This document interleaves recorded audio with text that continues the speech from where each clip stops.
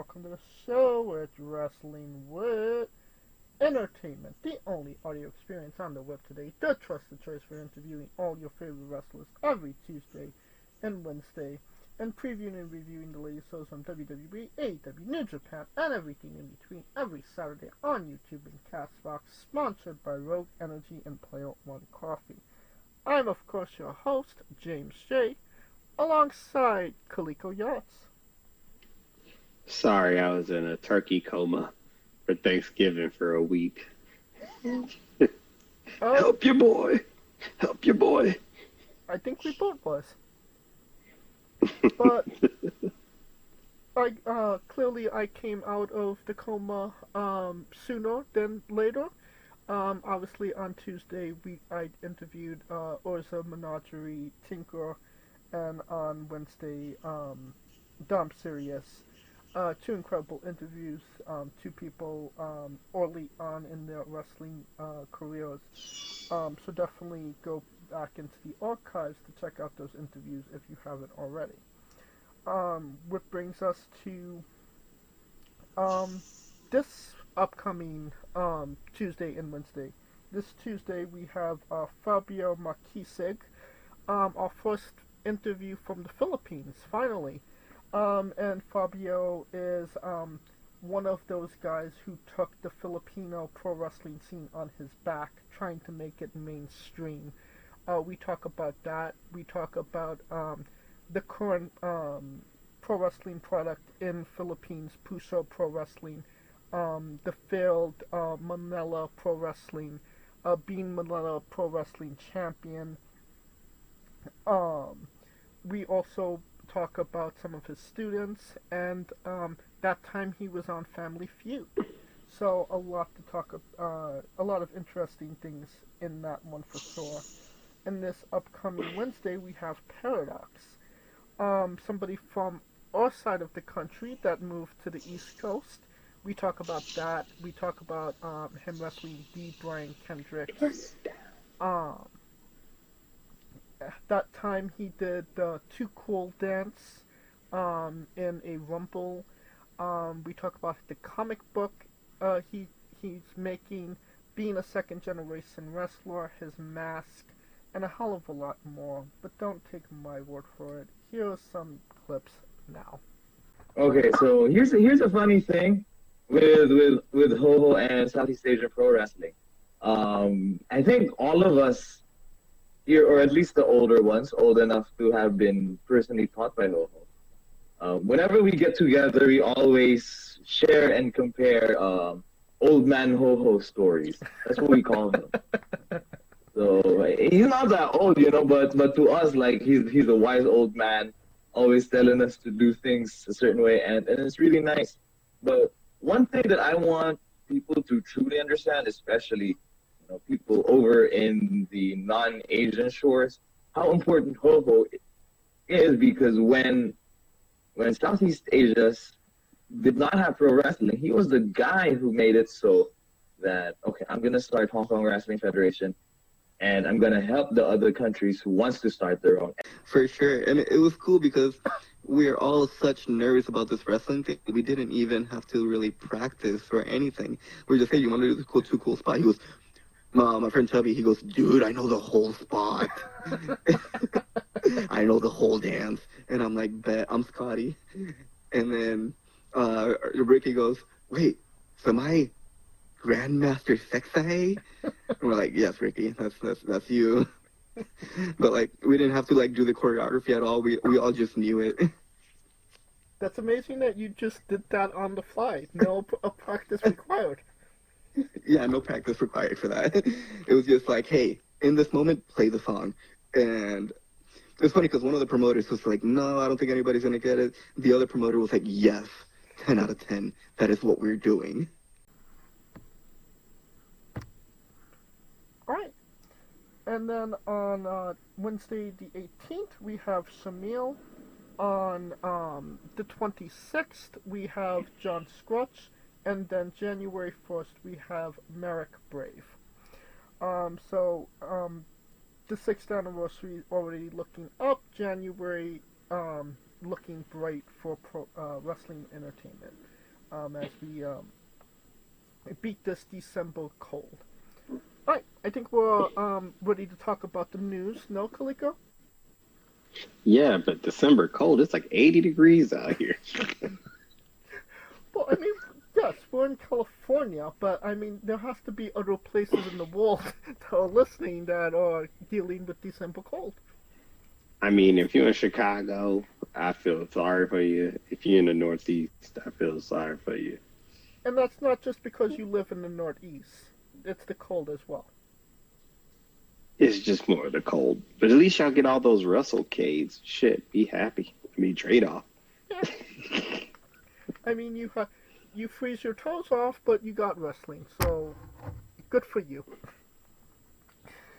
Alright,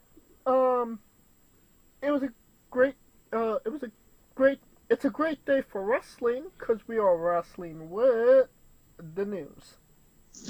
I think the biggest news to come out of this week, was no other than the New Day's big split, or more accurately, the New Day cutting Big E from the group. I've never been one to be emotionally invested with the New Day. Especially these last couple of years, they've kind of just been a nostalgia act, if I'm being honest. But I legitimately felt bad for Big E and what's been going on between all three of these guys. And it definitely got me interested in the New Day again, and I think it really breathes in new life into an old group that at least makes me feel, oh shit, what are they going to do next with this? It definitely makes you wonder what's coming up for the New Day. Hated what they did to Big E for obvious reasons, but it's WWE and there's a reason for everything that they do. So we'll obviously talk about that in a minute, but what was your thoughts on the New Day's 10th anniversary tribute? I mean, that was a huge swerve, though. Honestly, because the thing the thing everybody was thinking about was Big E turning on Kofi or Kofi turning on Big E. We didn't think of, or no, Kofi turning on Xavier or Xavier turning on Kofi. We didn't see Big E getting kicked out the group. Right. But if you had read the article, because Big E kind of gave it away in a little bit. He did an article for the Players Tribune, and he basically wrote his whole livelihood on it, and it kind of signified that he may or may not be able to wrestle again. And actually, that was a perfect way to swerve it, because even though he gave it away, he came back and tried to heal the group, and it made sense in the sense of, as much as Xavier hated Kofi and Kofi hated Xavier, they were there for each other.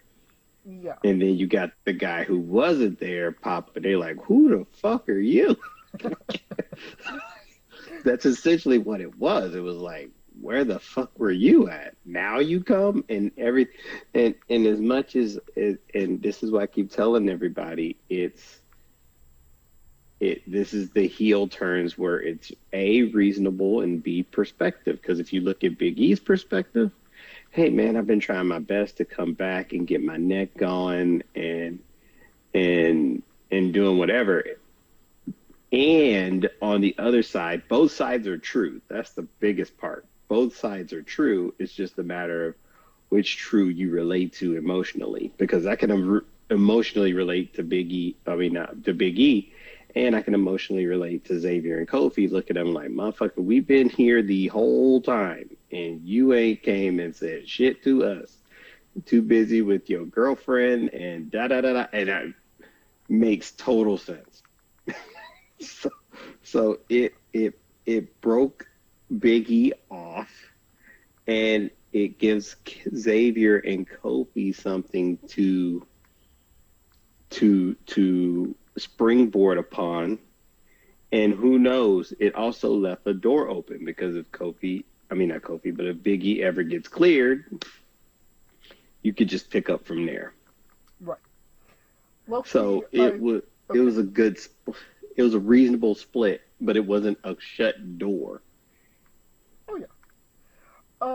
Loki, I would love to see Biggie and his girlfriend wrestle Xavier Woods and Kofi Kingston. For anybody that isn't aware, she's being extra spicy on Twitter.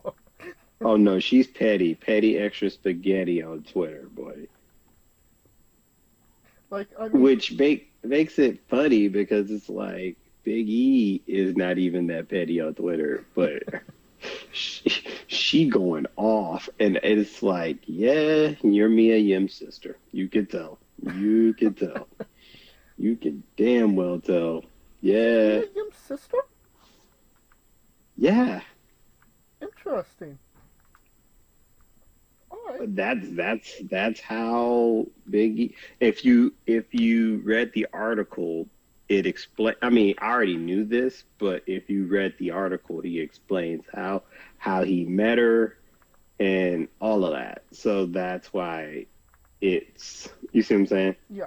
She had every right to be extra spicy, because in the article, and most people, for those who haven't read it, he brings up a situation in which both of them were talking and texting, and they were supposed to go to the premiere of the Bianca Belair Montez Ford couples reality show, right?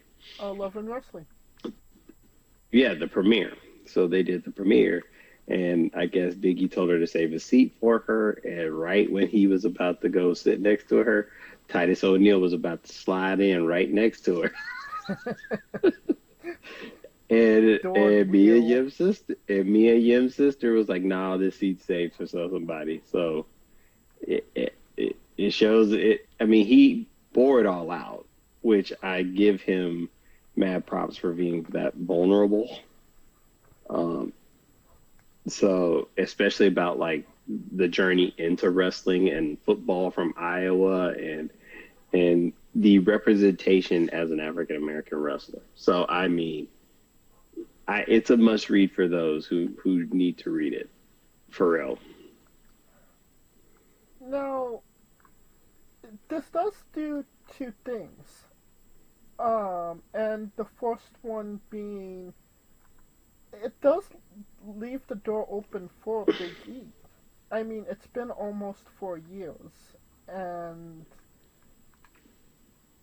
he hasn't done anything with WWE on, a Raw or SmackDown angle, storyline since the time he's been injured.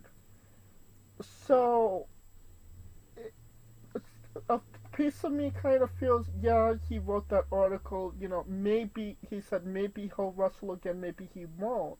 But, kayfabe, you say things like that when you don't want, people to know where you're at. And low-key, I kind of feel like he wouldn't put that he wouldn't have done what he did with the New Day if he wasn't maybe coming back. You kind of... Exactly. You know what I mean? And that's the other key, because the biggest key that they could have done was to attack him. But that tells you he's not ready yet. And I don't know when he'll be ready. It's just one of those things where and he's been adamant about it, like, by this time the neck should be bone and it's not really fusing the way it should. So it's that super weight approach, and at this point it's best to put him on hold and just get him out the picture, because you don't want the New Day and Xavier hit the point. you don't want to have to be the New Day and everybody's just going, "Where's Big E?" Right. But And that made sense. It made sense. and I do feel like, we wouldn't be having this conversation if they would have attacked him. Because if they would attack them, it would be like, okay, Big E's coming back, and that would be exciting. But we're not really talking about we're still contemplating. Is he coming back? Isn't he coming back? But the main focus on the New Day shit on Big E, which obviously it should be because it was, a dramatic heel turn, to say the least. So it opens that doors that maybe won't he. But I could kind of feel like if they would have attacked him physically, it would have gave up a little bit of that illusion. And yes, they're not his bestest friend right now, but I don't think they would have, risked paralyzing him either, in a kayfabe sense. You know what I mean? So, like, if he comes in and they'll like, get out here, I don't want to hurt you, and then he, attacks them, I think that would be a lot more impactful. Mm-hmm. I mean, but yeah, but it also made sense the way that they made him get out. Yes. Because if they had attacked him, it would have been more disgust heel than I'm pissed at you heel. I mean, but the way that they did everything, as far as kicking him out, the way he was looking emotionally like, oh shit, so all of that matters. Does this give, like I said, this breathes new life into the New Day? Do they have the opportunity to be the biggest heels in WWE right now?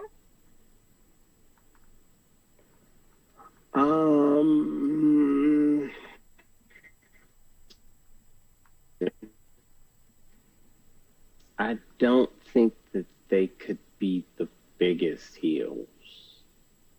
I mean, honestly, the biggest heel is... I mean, who is the biggest heel? Solo? The new bloodline? I would say it would... for SmackDown, it would be maybe Solo, and on Raw, it would be McIntyre. I would give... They have a chance to be third. Because to me, I think the new bloodline is 1. Kevin Owens is 2. But Kevin's right. Kevin is right. I felt every word he said. But but what I'm saying, I ain't even gonna lie to you. When he said that, he was speaking truth. Like, had me looking at Cody like, motherfucker, you need to be ashamed of yourself. You need to apologize. But yeah, Kevin 2. They could be 3. They could be 3. I give them a chance at being 3. Especially with, I mean, considering who has the belt, the tag belts now on SmackDown. I mean, granted, they're on Raw. They did it on Raw, but they could easily go to SmackDown and take the belts from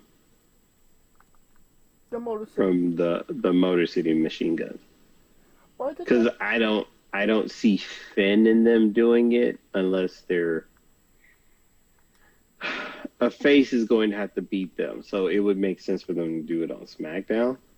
Well, I mean, you can get the belts off Finn and JD with the New Day in tow against the New Day. If you have Damian Priest cost Finn the championship, like Finn cost him the championship. But you would want the New Day to do it in a heelish way to where the people that's losing it get sympathy. And you don't want to give the Judgment Day sympathy because the Judgment Day really is not in need of it, right? I mean, who's giving sympathy to the Judgment Day?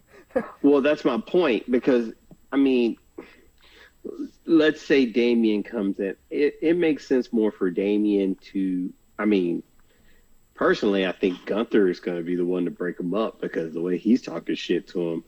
I mean, I think he's the biggest. I mean, I wouldn't say he's the biggest heel, but he is the most honest heel I've ever seen in my life. But I kind of consider Gunther a tweener, if I'm being honest.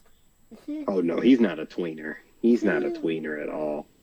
He's a traditional throwback wrestler. He does want to win. He does want the competition, but when the competition comes, maybe he kind of backs up on it a little bit. You know what I mean? Not true, because if you looked at the way that he spoke to Finn, he basically is telling him, motherfucker, I didn't want it because I'm doing it for me. He's telling Finn about himself. And here's the thing. He's a heel. I wouldn't even say he's a tweener. He's a heel. He's just a heel that wants to be alone, if that makes sense. I think it does. Because keep in mind, he kicked, I mean, there's no Imperium. There's literally no Imperium. He literally got rid of everybody. Yeah. I mean, so he basically wants to Kaiser. be on this. Right. Ludwig is somewhere trying to chase Braun. And he did that on purpose. He did that with a purpose. I want to beat everybody ass on my own. Right. And he kicked the shit out of Finn out of frustration. Like, bitch, why are you in my business? So, I mean, but back to the New Day. I think it makes more sense for, if they go to SmackDown, they could win the tag titles immediately and inject new life. I don't know. I mean, technically, aren't they SmackDown? No, they're Raw. Okay, so, I mean, there it is. So if they're on Raw, they can move themselves up the ranking, but I just... It's that slippery slope with them. We'll continue talking about Monday Night Raw. When Raw gets moved to Netflix, it will not be rated R. It will continue being PG. So if you had your hopes up high of seeing titties on Raw, I'm sorry for you. I mean, who the hell thought it was going to be titties on Raw? I mean, there was hope. It's 2024, bro. I mean, but it was never rated R. You might as well, real sex? You might as well just put out real sex 38 or some shit. Like, one of those Cinemax softcore shits. I mean, I'm just saying, but... But I mean, I feel like we're getting closer and closer to rated R on AEW with Mina and Mariah. But they're getting there. They're gonna get there. You damn right. They're wait getting until there. we get to Max. Rated R. Rated R AEW. They might actually pick up a couple of fans. Yeah, they'll get there. But I'm just saying, like, as far as PG, it makes sense because it's. I don't see nothing wrong with it personally. Right. Because it's just one of those things where you could play within the boundaries of it. Now, even Raw was never rated R in general. I'm just trying to figure out where the hell did they get rated R. But at best, it was TV-14. Oh yeah. But I mean, PG, it lets them. it keeps the kid friendly, and they can actually inject what actually matters is the realism into it. And you know, um, you know, titties aside, you can't because they are on Netflix. There is some room to do some more mature themes here and there, and not worry about the um um the company being mad at them. So I mean, you can't You like mean like? Well, they still are beholden to sponsors. It's yeah like don't let this. And sorry to interject. Don't let this Netflix shit think that they're not beholden to sponsors. no And no the biggest thing that they are responsible for are stakeholders, and they're gonna tell them what the fuck it is. But we're not going to have like blood on every. It's not going to go to AEW levels of maturity. A little blood bat. Well, not blood bat, but a little bit blood here. Maybe a curse word there. And it doesn't. It's not going to take away from the show. It's going to be small things that add to the show that are as Ortrude says, I don't know if that's PG. You have that wiggle room of doing a little bit more, but the key word in this is constraint. Having constraint to not do it every single week, only when it Well, matters the most. when it's necessary, yeah. When the storyline deems so. Because keep in mind, I mean, the most petty storyline, what Punk McIntyre, Blood really didn't get into it until the Hell in a Cell, which made it, you know, which made you buy into it more. So I expected to see it in like Hell in a Cell or whenever they do street fights and things of that sort. I think that Netflix gives them the chance to be more edgy with the realness that they display now, Right. which is what matters. Well, So they can go, you bitch, or they could kind of do's the bitches and the asses and they maybe a couple of fuck yous here and there. Who knows? I mean, if The Rock's coming back, he's been known to throw in a couple of F-bombs, so, you know. I mean, he is the boss. He is the final boss. He is to tell everybody off. Speaking of the final boss, Tony Khan, the only boss of AEW. If you've been living under a rock for the last 2 weeks, you know that Ricky Starks was doing some independent shows, getting back out there, trying to wrestle. I don't know if you noticed, Kaliko, but that's what wrestlers do. They wrestle. And he was advertised for a show in Palestine for GCW. Mm-hmm.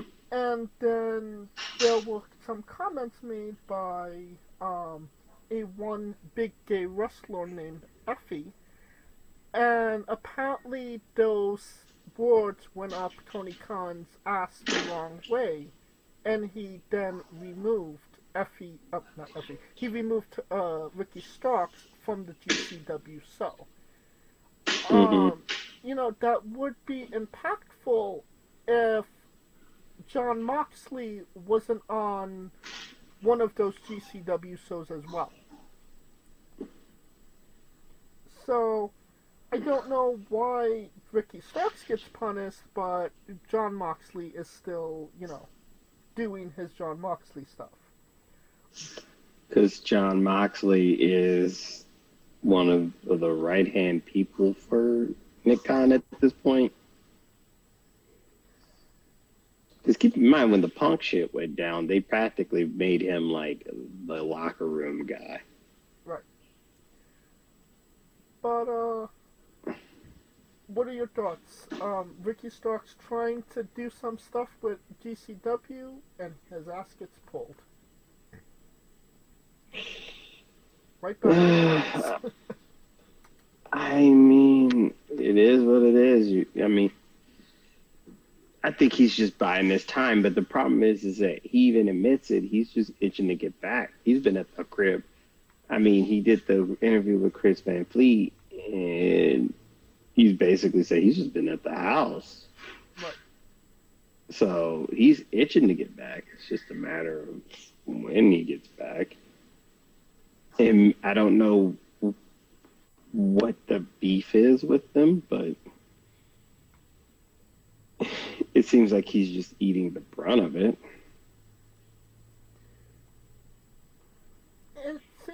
It seems like Ricky Starks was just... He had the wrong friends in AEW. He was a Cody guy, as we know. When Punk came back and they gave him his own show, Collision, Ricky Starks was on Collision. And, you know, obviously... Mom there was a and bit Dad, of a... thank you for the Robux. Shout out to Rico's son. I'm just saying thank you. Oh, Lord. He's thanking me for Robux. Hey, I'll take it. So, I mean, Ricky Starks was obviously not the Elite's favorite guy, and he was on Collision. So, there was obviously that divide.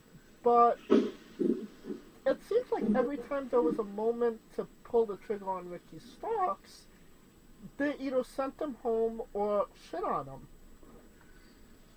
And it just seems like if you hate the guy so much, like, get him out of his contract. Fire him. I mean, you did it with Kevin Kelly and the boys. I mean, the only reason I feel like they wouldn't is because their pettiness is beyond compare that they don't want him to sign with WWE. You know what I mean? Well, wait a minute. It's been 5 years. So there has to be, he's got to be out of it unless they're using the injury clause. I mean, would the injury clause be as long, considering he's already been out for maybe like a year? And it wasn't because of injury, it was because they had nothing for him. According to him, anyway.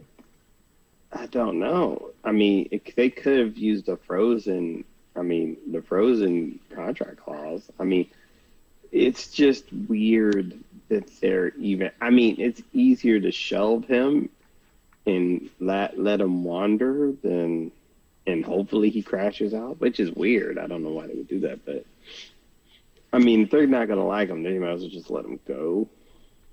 But, I mean, it's AEW. Yeah. So we don't know what they're going to do with it. And I don't know. It's mind-boggling.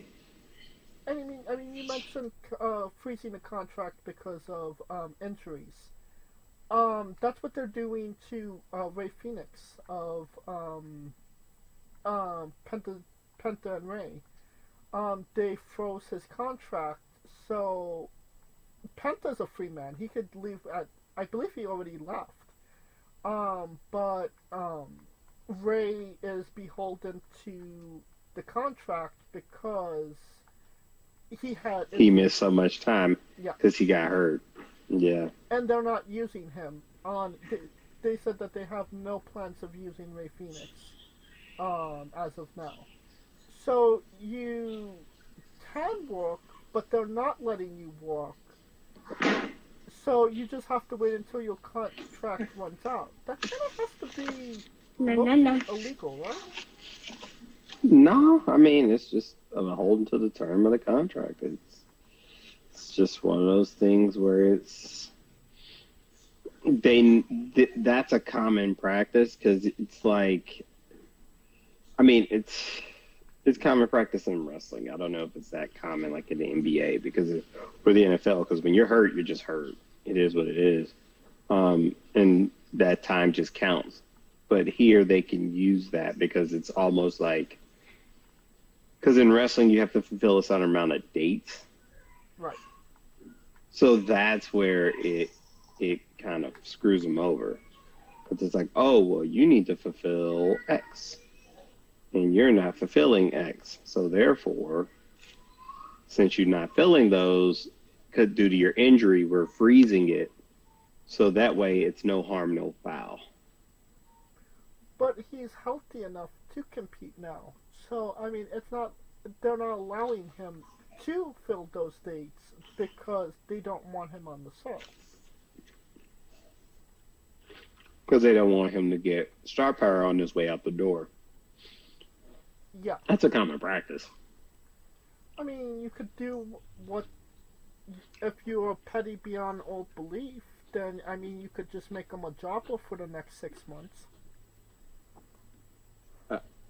They could, but even then, you're still on TV. You're getting the time, which is the most important thing. I mean, you could put him on Ring of Honor. Nobody watches that. How dare you? I watch Billy Starks. I mean, I love Billy. But Ring of Honor is legitimately, if they wrestle in the woods, because... Would anybody hear it? I understand. Yep, I get it. I get it, but I still keep your ears tapped to the streets for Billy.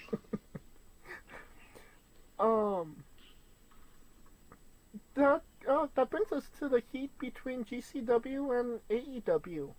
And it kind of stems from, like I said, this Effie interview. Have you heard what Effie said, or do I need to drop some knowledge? Let's drop some knowledge for those who may or may not know what the hell's going on. Okay, so, long story short, GCW is running Hammerstein Ballroom in December now. AEW, and it's the first time in 3 years that they'd be running Hammerstein as well. AEW will be running Hammerstein a week prior for Ring of Honor Final Battle, and then they will be taping for the next 2 days, 3 days in total. So, Final Battle, Dynamite tapings, and Collision tapings in 3 days, all in Hammerstein Ballroom, right before GCW will be attending. Effie, obviously very much a GCW guy, very much a Brett Lauderdale guy. Brett Lauderdale is the promoter of GCW, for anybody that doesn't know. Said it's disrespectful, our guys are on your show, and you bring your guys to our show, but, and I'm paraphrasing here, but you don't give us the courtesy of, spacing out, like, giving it like a 3 or 4 week. It means something to us to be in Hammerstein. You're only going there because you can't fill 10,000 seat arenas.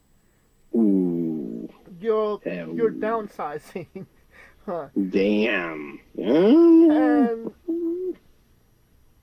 he said, they're trying to get some extra ticket boost because its Final Battle was always in Hammerstein.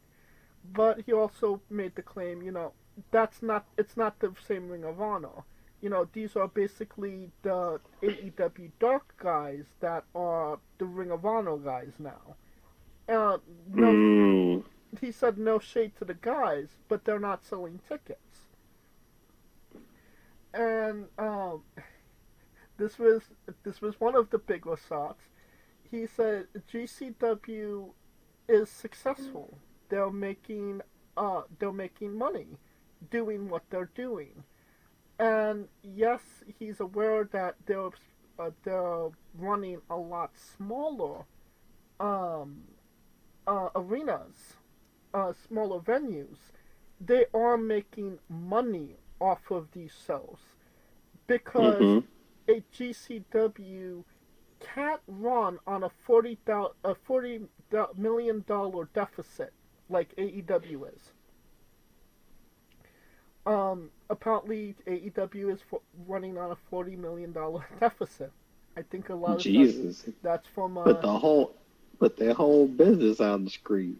Like, and the last part was Tony Khan um is the type I can't remember the context of it, but he basically said Shad Khan is paying Tony Khan to stay away, and that's why AEW exists. wow. I Wow. Yeah, I I mean even mean, Kaliko-san is shocked. yeah, everybody's shocked. I mean, but yeah, that's some wild ass shit to pop off.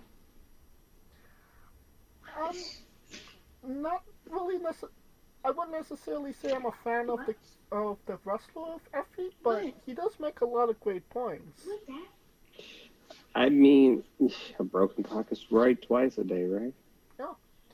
And I I mean, completely understand where your dad is paying you to stay away would rub Tony Khan the wrong way. oh man, that's just like fighting words. Them fighting words. We fighting. Although Tony can pay niggas to fight for him, so that's he'll pay a motherfucker to fight for him. He doesn't. He don't need it. Yeah. I don't I think mean, but this is definitely not this is not an angle. This is legitimately heat between FE and AEW. it sounds like it, and it's just one of those things where it's like, you try to figure that out. It's like, although GCW, yeah, as much as it's GCW small scale, they are,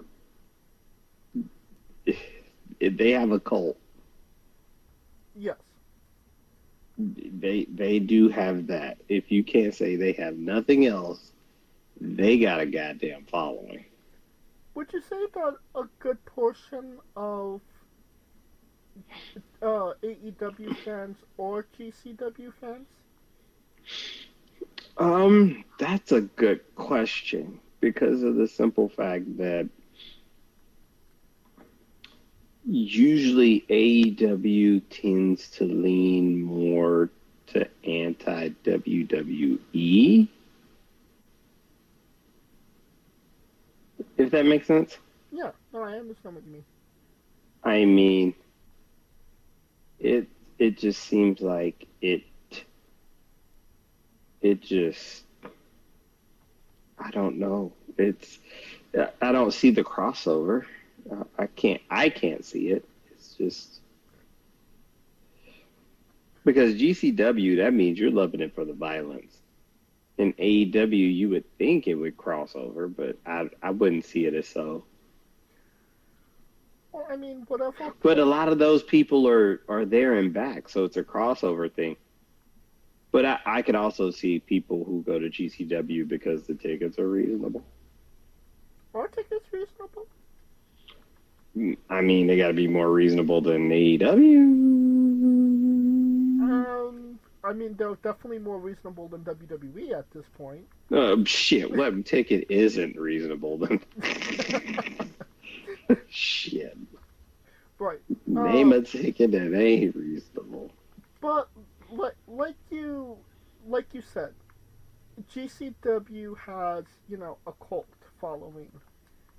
And whatever crossover there was between GCW and AEW, don't you kind of feel like low key they're, you know, hurting that fan base where, if it's a matter between going to GCW and AEW, the GCW loyalists are going to go with GCW, right? You would think I mean, one would think, but the two things can be mutually exclusive.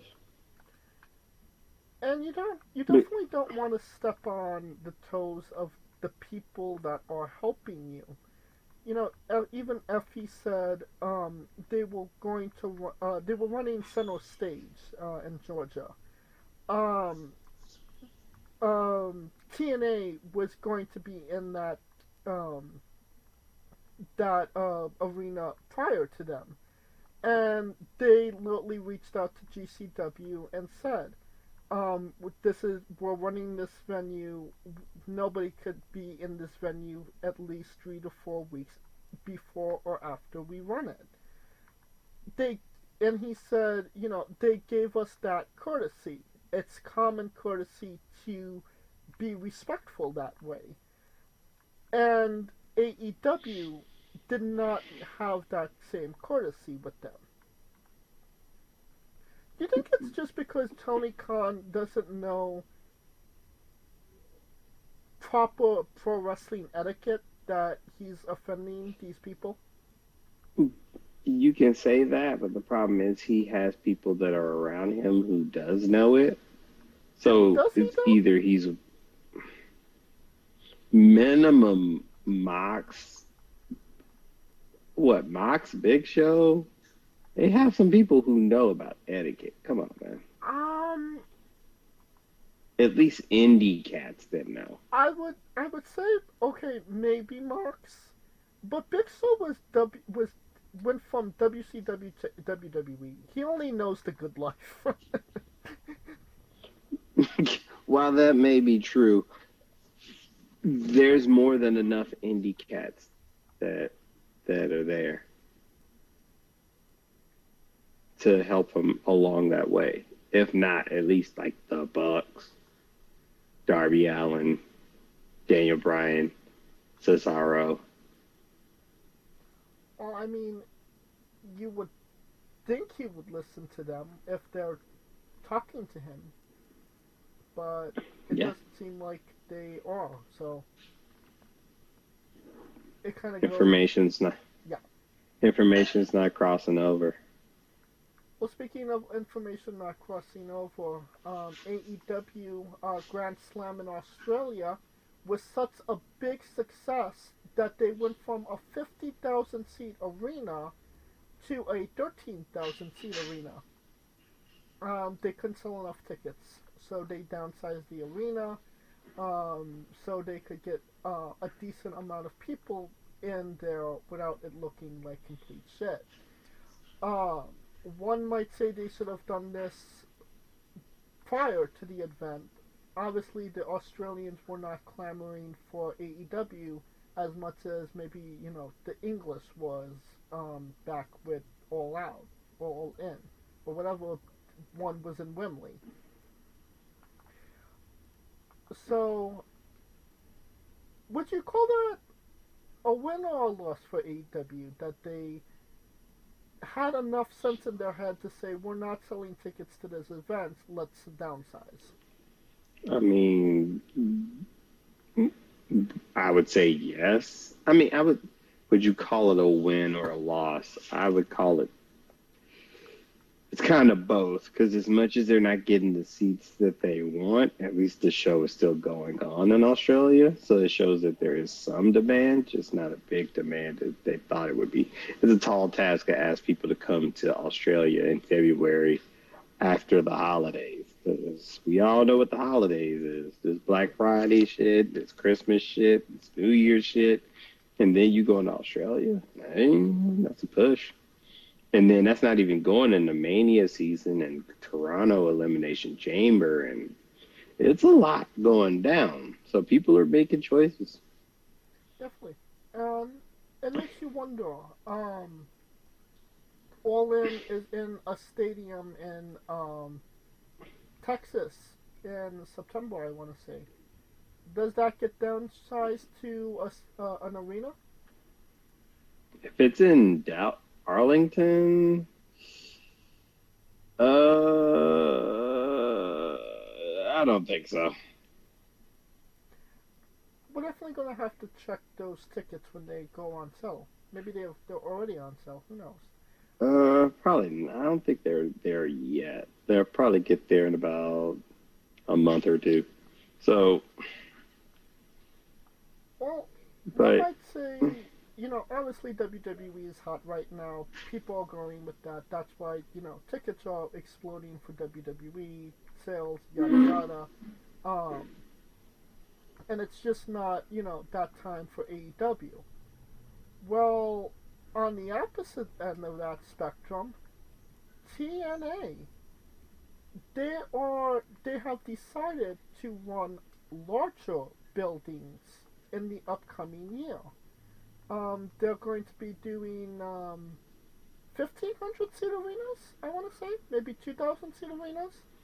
Um, which is obviously a higher bracket than they've been in for the last 3 maybe 6 years. I don't. Uh, I literally cannot remember the last time they were in in an actual proper arena. So Bound for Glory, San Diego. I don't know. yeah, if somebody That is knows a that, big, and I'm guessing. I'm mad guessing right there. so they're obviously feeling confident enough that if they go into one of these arenas, that they will, you know, have enough people clamor for the product that they will actually get, you know, more money from it. Which I mean, it's a brazen thing to do, but they have to try at some point, no? Yeah, you got to give it a shot at some point. I mean, it's now or never. They're heading to LA in April and New York not too far after. So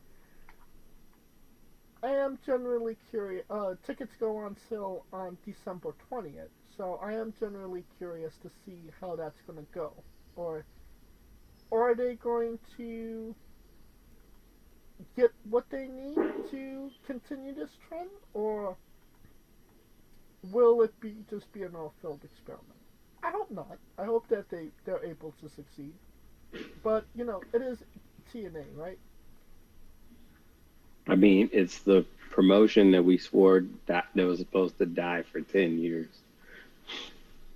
Yeah, life support for 10 years and still kicking. I mean, now that's a floor. They have a floor. TNA has a floor. It's just their ceiling. It's like poor Aldi's version of it.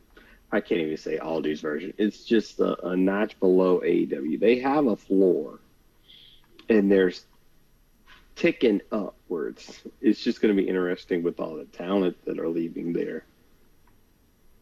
With some of, well, not all, but some of the talent that's leaving there, can they sustain it? Right. As long as they make Joe Hendry happy, I guess. And don't think that that's not the only that's the only reason that they're running those buildings is because of him getting that good Joe Henry money before it runs out. Hey, man.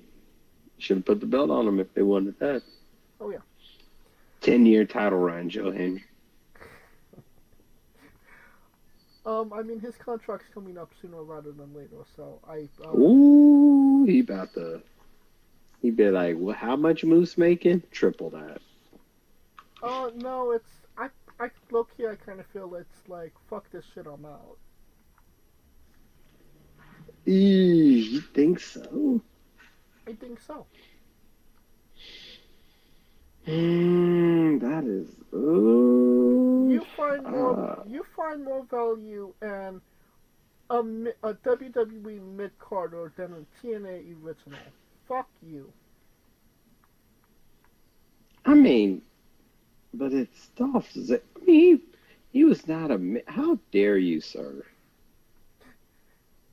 When he was world champion, he was a big card off. Sir, I am flabbergasted. He was a sole survivor, sir. Okay. Um. Yeah, like, no joke, literally 10 years ago. Yeah, 10 years ago. That's what I'm telling you. Yeah, Sole survivor. 20, 2014 Survivor Series. Sting makes his debut. And oh yeah, Dolph Ziggler was the sole survivor. Don't you forget it. Well, the sole survivor of, I believe it was ESPN, or maybe it was another one, I can't remember. There's a thing called, the top 30 pro wrestlers under 30. Oh, the 30 under 30. Yep. Yeah. And last year, though, it went to MJF. This year, it went to Dominik Mysterio. Dirty D getting his recognition that he deserves. MJF was number 2. I can imagine that wouldn't go up Max's ass the wrong way, no? He probably wouldn't. I think he's probably at the state he doesn't care. Okay, I do feel that he does care. Tony Storm was 3 and Rhea Ripley was 4, if I'm not mistaken. Actually, I can pull it up right now. I'm surprised you didn't just run down the list. I mean, it's not Peter. Never mind. Let's not do that. let's see it. You right. Let's not even go there. Yeah, number 1, Dominic. 2, MJF. 3, Tony Storm. 4, Rhea Ripley.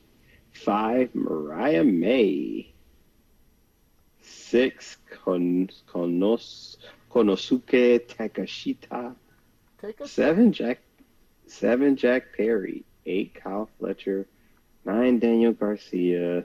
10, Shota Umino. Braun Breaker's 11. By the way. Interesting considering, the breakout year he had. Kaito Kiyomiya, 12.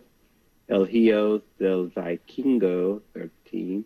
Chris Statlander, 14. That's good for her. Austin Theory, 15. He was 3 last year. 16, Jordan Grace. Damn, she's not 30? I feel like she's been wrestling for 10 years. She's been wrestling a lot longer than 10 years. I know. I feel like she's like the Morgan Freeman of wrestling right now. She started out looking like she was 40, and now she kind of looks like she's in her 30s. So probably when she gets to her 30s, she'll look like she's in her 20s. I don't agree with Roxanne Perez being 20. She should be a little higher. I knew you were going to be upset about that. I mean, yes. Wheeler Yuta, 21. I don't know. Logan Paul. Oh, that's a bit of a stretch. Yuma Aoyagi, All Japan. Gabe Kidd, 24. Utami Hayashishita, 25. Damn, that sounds good. I got that right. Julia Hart, 26. Jamie Hayter, 27. Shun Skywalker, 28. Dragon Lee, 29. Yuma Anzai, 30. Honestly, it's a lot of AEW New Japan cats. Yeah. And it makes sense for them to be on it because they're getting the exposure, which is weird because they're not counting NXT, even though, I mean, they're kind of discounting NXT, even though Roxanne Perez runs NXT, which is weird. But nevertheless. And that brings us to our last bit of news before we get into our reviews, and that is the top heel in all of pro wrestling is AJ Francis. Flop dollar. According to AJ Francis. Think he, I'd like to smoke whatever he's smoking, if he actually thinks that. He might be onto something. Okay, so you're agreeing with Top Dollar? You gotta have people to hate you. And he does have that. I mean, I feel like Jim Cornette gets more hate than him, and he's not even wrestling. He's just talking shit at this point on YouTube. But I think Jim Cornette knows how to talk shit. AJ Francis exists and they don't like him. Well, I mean, but in that case, Dominik Mysterio should be number one. I mean, he can't be number one in everything. Well, I mean, it would generate more hate for him if he was. I don't think he's more hated right now than he used to be. I mean, he was pretty hated, and then when he turned on Rhea, he was, like, mega hated. True, but even then, still, like, nothing. Even though it hasn't been the same. I mean, they talk. He talks, and they don't, boo him. Yeah. So, I mean, give him that much. I don't feel like I should give AJ Francis anything at this point. Alright, that'll conclude our coverage of the news. And now a quick word from our sponsors.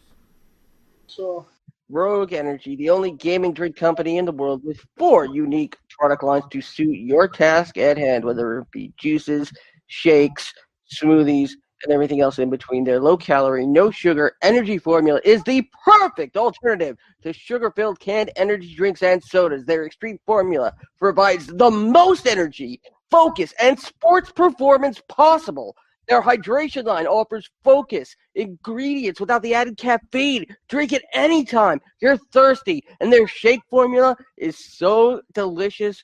Who doesn't love a cookies and cream, 0-calorie energy milkshake? First and foremost, they've designed every Rogue product line with performance and effectiveness in mind. It is critical that you look at the nutrition panels of drinks when comparing options. There are countless off-brands out there that are presenting low-quality, poorly dosed formulas that amount to expensive caffeine water. Every formula they produce is designed with optimal levels of high-quality ingredients. Additionally, you won't find a powdered gaming drink brand that dissolves better. No need to have chalky textures in your drink. Their taste profiles are unmatched, specifically designed for gamers, athletes, students, entrepreneurs, people with hectic schedules, individuals with low energy, podcasters who can't shut up, people who are health conscious, and so much more. Great as both a pre-workout and as a coffee energy drink replacement. Specifically designed every Rogue product line to be the best gaming drink on the planet. Rogue Energy, more focus, more wins. Use promo code WRESTLINGWITHE for 10% off your next purchase. And we are wrestling with AEW Full Gear Review. It was 2 weeks ago because we decided to take the Thanksgiving week off, but I fucking watched this paid preview, so I'm fucking talking about it. So, Which pay-per-view? Full Gear. Oh gosh, you decided to watch that? It took place in New York, New Jersey, at the Prudence Center. Attendance was 10,094. It seems like AEW, as decline as Collision and Dynamite is going, at least their paid previews are doing pretty decent when it comes to attendance, and has been a trend for them. what was your the show as a whole? What was your thoughts on it? Got a lot of picks wrong. I was, Yeah, you know what? There were some I got right. There were some I got wrong, and but the ones that I decided to get right, I got right. you know, I'll give them an A for effort. They're trying shit. They're trying to make people matter and care, which you can't fault them on. But Hmm. it still doesn't make up for a 4-hour paid preview that didn't have a lot of engaging moments. Well, considering that it's one of those things where it was like back to back. Because remember, Wrestle Dream, all in, all out, Wrestle Dream. It was like a lot. and it was a lot. And this is why I said, even though WWE, because that's why I said it was a roller coaster. That's why they put their C shows in those big hot ass cities. So the C show seems like a B show or an A show because of the crowd. And then they do their A shows. You see what I'm saying? Yeah, It's just the mix and matching. let's get into it. A four-way tag team match for the AEW World Tag Team Championship. What, man? You did the whole card. We did a prediction of the whole card. Yeah, But you know what? Let's not go in the undercard. I got a lot of those wrong. I mean, I'm like, I did not watch the pre-show, so there was no reason to talk about it. well, I'll say this. I was wrong on Anna Jay winning. I was wrong on Commander winning. I was wrong on QT. I think I picked QT. I don't know. I was wrong. No, we were right on MJF. I was right on Jay White because it was AWE logic. And I was right on Kyle Fletcher beating Ospreay. So I think I picked Anna J. So yeah, you picked Anna Jay. yeah, let's get into it. Private Party, Isaiah Cassidy and Mark Quinn, they defeated the Outrunners, Truth Magnus and Turbo Floyd Mayweather, the Kings of the House of what did they used to call them? The House of let's call them the House of Pancakes. Milwaukee Black and Brogo Brody King and the acclaimed Anthony Bell movements and Max Castor Plaster Castor in 13 minutes 25 seconds. I thought that this wasn't a bad opener. I thought it was pretty good. I find it very interesting that the acclaim, low key got heat, and these guys called the Outrunners, which I've never seen them before, low key got the biggest pop out of all four teams. Like if they won the match, I don't think anybody would have been upset with it. But obviously, Private Party got the W. They just won the championship, so they were clearly the right people to go. I believe I went with Milwaukee and King, because AEW logic, but, yeah, Private Party. What was your thoughts? Yeah, I went with High Private Party because they just got the damn things. And with the acclaimed, it's AEW wants to jump on.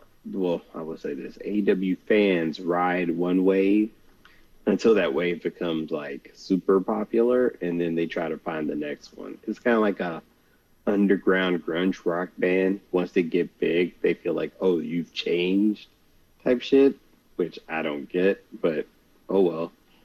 I mean, I was just looking at Max Caster and I was thinking, why does he look like Black Freddie Mercury? Oh gosh, no. Huh. These are thoughts that happen. Um, MJF defeated Roderick Strong by submission in 13 minutes 40 seconds.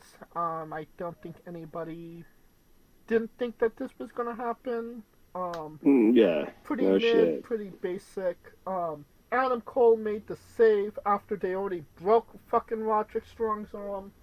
Um, unnecessary drama with Such a good friend. right, unnecessary drama with Kyle O'Reilly for some apparent reason.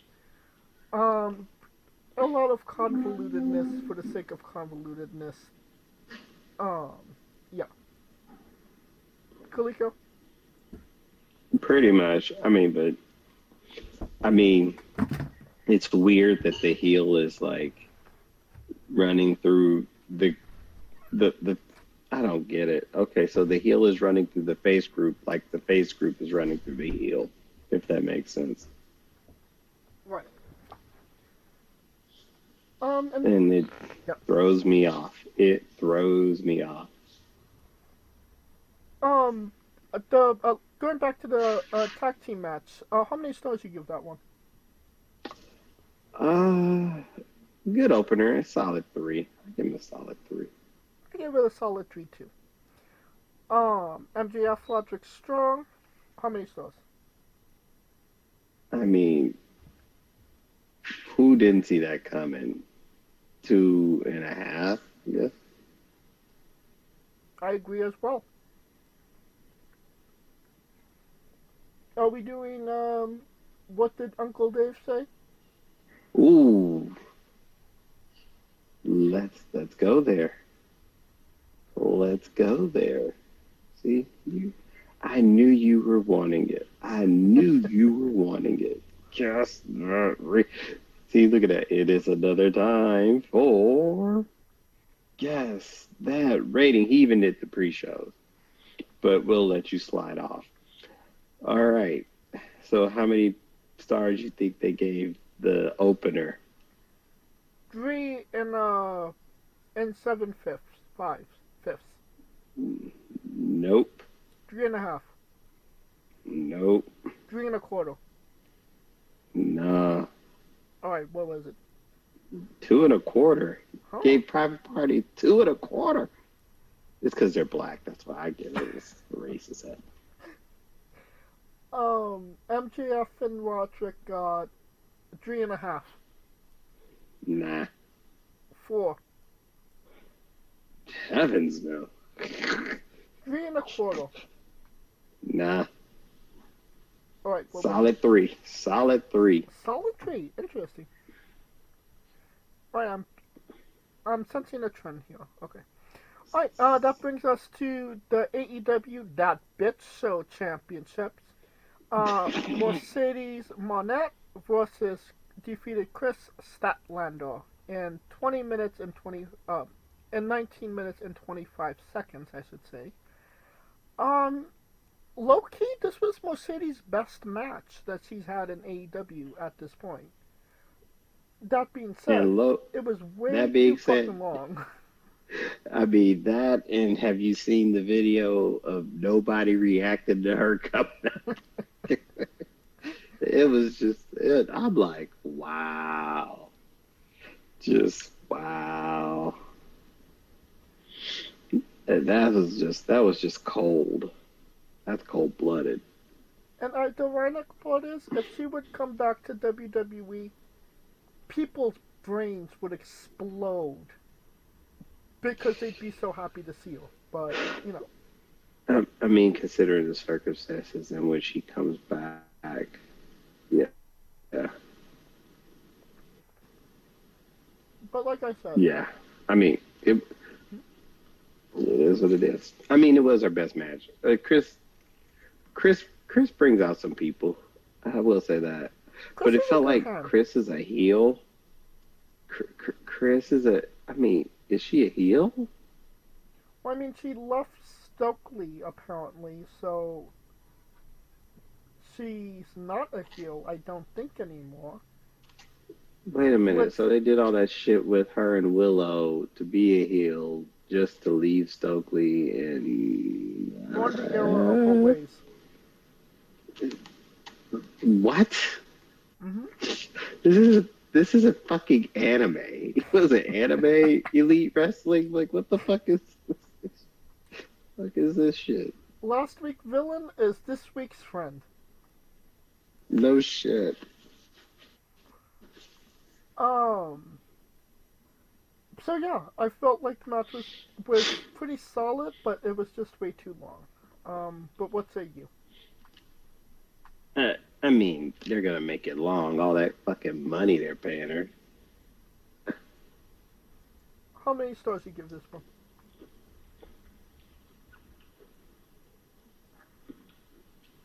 Chris brought it out of her 3.5. Styles make fights.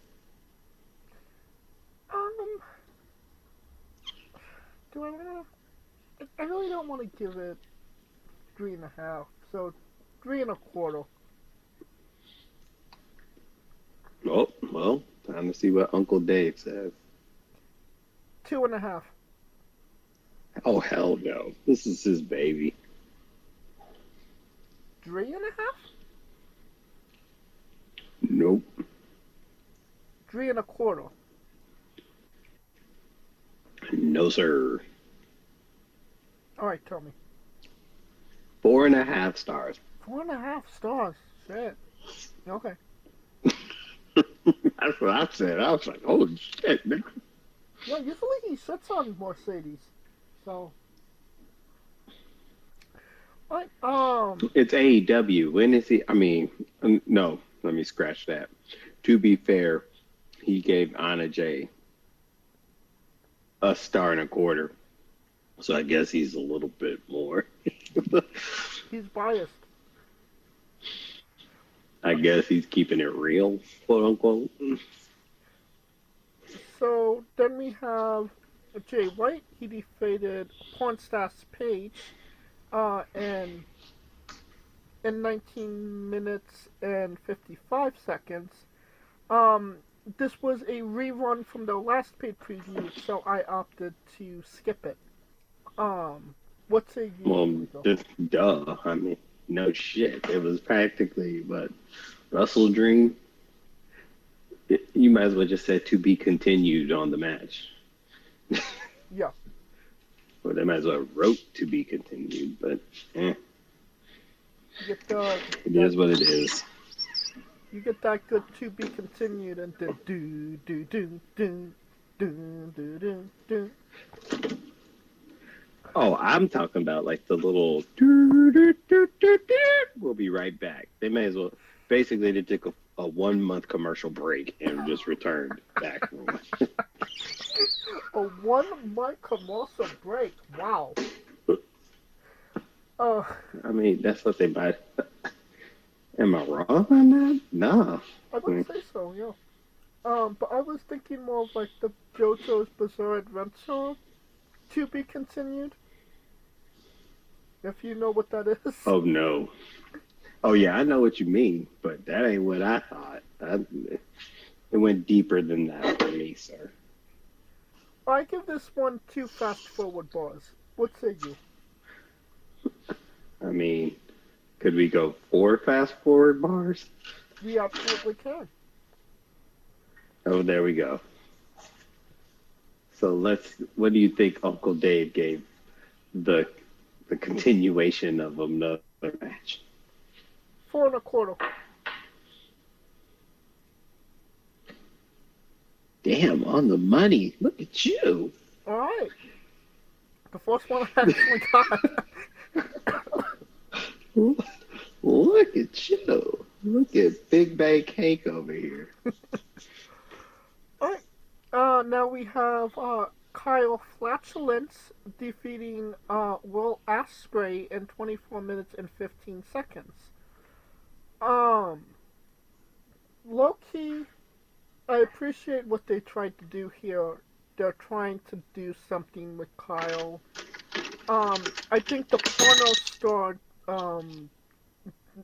nickname is stupid as all fuck, but that's my opinion on it. I don't necessarily like Kyle. He's very gangly looking. He's weird looking. I always thought his tag team partner was a lot more talented, had a better look, was a better wrestler. But for some reason they're going with this guy. Because Um, Will Ospreay said so. That's why. exactly. So, They I mean, it was a Will Ospreay match. So, what was you really expecting? Um, it had its flips, it had its drama, it had everything that you would want in a Will a Ospreay Will match. Ospreay match, But what say you? except storytelling. Yeah. But what say you, Kaliko? That's what threw me off. It's like the whole point of the match was to sell the story of two people who considered themselves brothers no longer being brothers. And it's hard to do that with flippy shit. Right.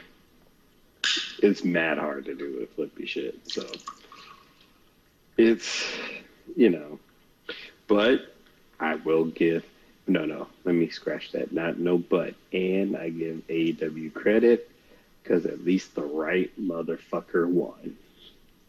I agree. 100% agree. Because if Will Ospreay had won that match, I've been like, why? I mean, they've done a lot of these, heel turns where the face gets the revenge immediately. And I'm like, well, what's the point? I mean, to me, any person that does that sees Shinsuke Nakamura, but anyway. Right. We'll get there. We get to the good shit after that. this. We'll get there. Yep. We'll get there. But yeah, the right guy won. So I can accept all the other things happening dependent upon the outcome. I would have preferred if he won with, obviously some interference or, with some gaga to just say, he get the win, but, in a nefarious way. But, AEW logic, but I was I was pleasantly surprised that he did actually get the W on Will, because I did not think they were going to do that. I think he will get that nefarious win down the line. But this was just to show that he can hang with Will Ospreay. And that needs to, and that has to stand for something. If that makes sense. How many stars do you give this one? The right guy won, so I'll give him 4. Even with the flippy shit, I'll give him 4. This was a 3-star match, but because of who won, I give it 3.5. Alright, AEW TNT Championship match. Daniel. Oh no! Oh no! Yes. No! Yes, you're right. Uncle Dave gave it a 5.5.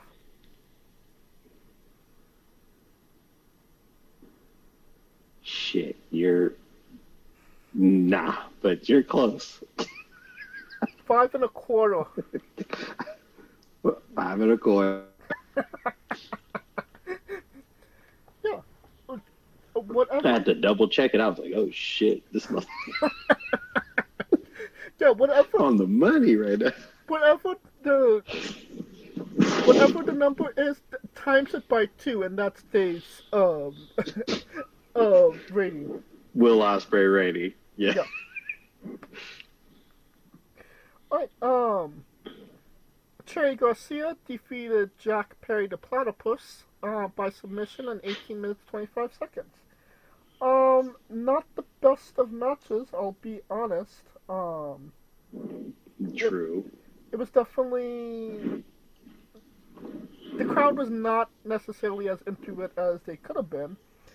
And I do kind of feel like the the ending of the match should have been big pop for Daniel Garcia, but it kind of was just, oh, he won, because nobody necessarily expected Jack to tap out at that moment, because they wasn't That necessarily was the setup. that's the point I was gonna make. The setup, That was the point I was gonna make. right? The setup to the finish didn't get them invested enough to pay attention, and then it was kind of like, oh, that happened, rather than, oh, he won.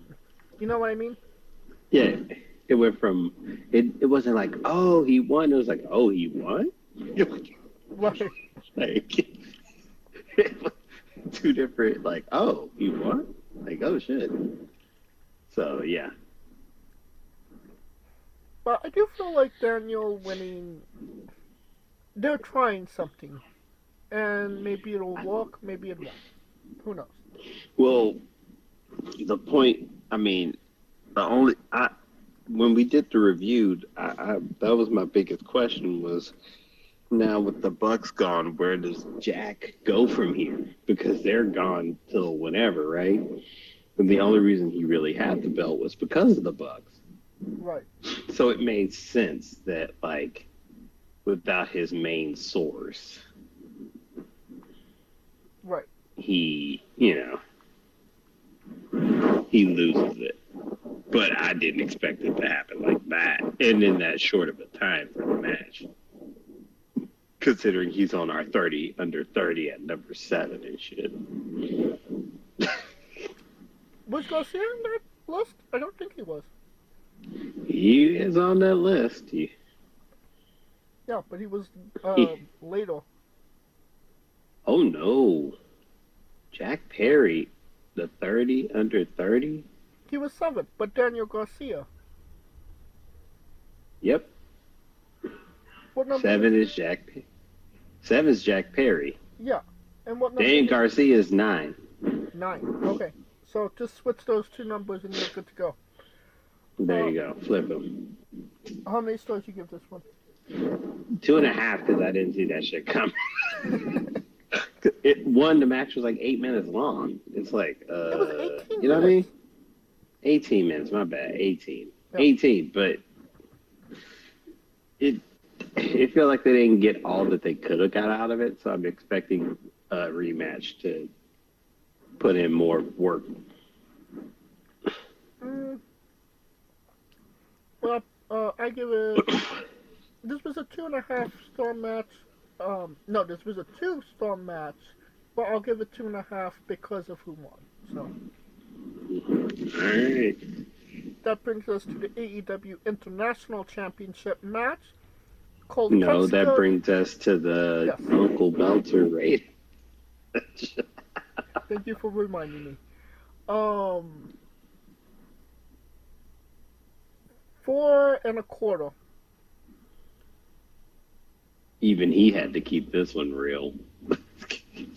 3. Nah, a little higher. 3.5. 3 3/4. You're close. Alright, fair enough. Alright, AEW International Championship match. Kolkatska Takeshita defeated Rick Lachey in 19 minutes 15 seconds. Who expected Rick Lachey to win this match anyway?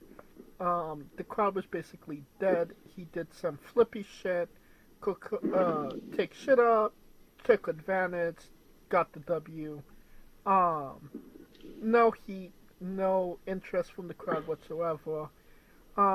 Should have took that WWE money, but I digress. Kaliko. Well, who didn't see that coming? I mean, I kind of told you. So that means he's going to go to New Japan with the belt. Winner takes all. I guess Ricochet moves on to something else now. But, I mean, it was a given who was going to win. I mean, I saw that coming. He's going to the land of the misfit toys. I mean, Ring of Honor.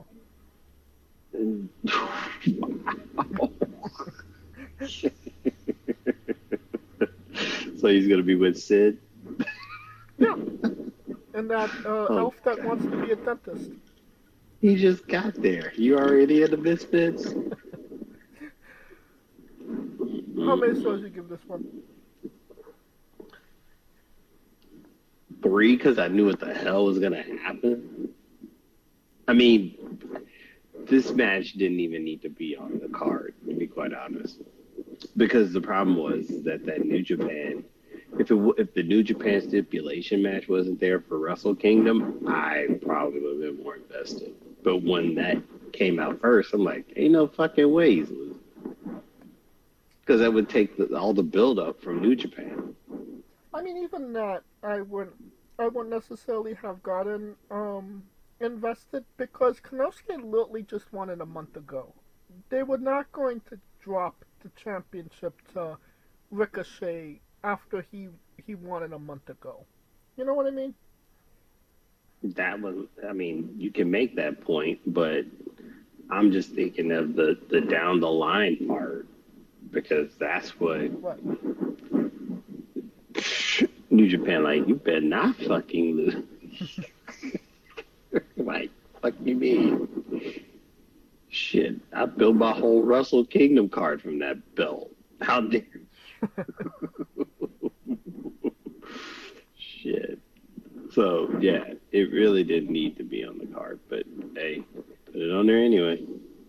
How many stars? 4 fast forward buttons because I knew what the hell was going to happen. I give it 2 stars. Because I did not care either way what happened. Well, I mean, Now there you go. So, next match, we got so, Robert. so Uncle Dave, you think gave it, Oh, he gave since it it's Ricochet, since it's the land of the misfit toys versus the other misfit toys. 4.5. You're close. 4 7/5. Oh, Jesus, no. Come on, man. It's Ricochet. 4.25. Sorry, Ricochet. I love you. I love you, Ricochet. Damn. Yes, it's 4.25. I love you. I'm just playing Ricochet. Don't hurt me. Samantha, don't come for me. Yeah, the only reason you like Ricochet is because of Samantha. Don't pretend. I mean, no. He was cool before he met her. I was cool with him before he met her. Meh. His cool points went up, though. That's for sure. I will say that.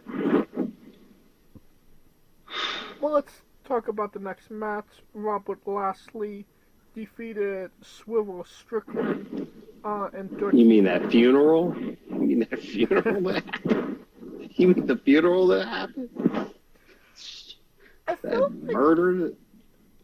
if there was any, like, okay, so the first 2 matches were under 15 minutes.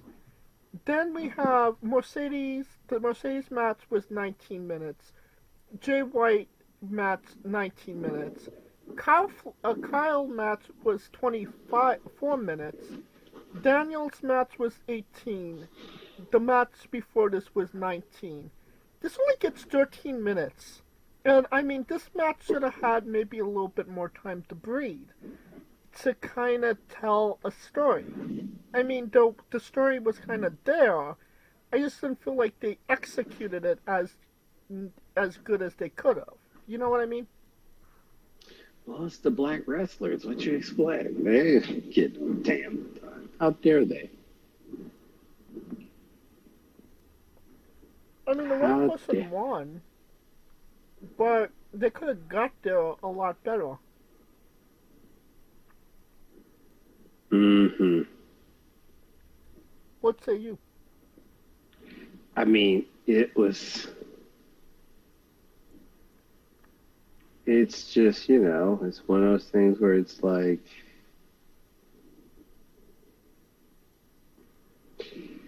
I kind of knew it was going to go this route. You just, when it comes to them and Swerve, it's just weird how they he's had a weird year this year. A lot of highs and lows.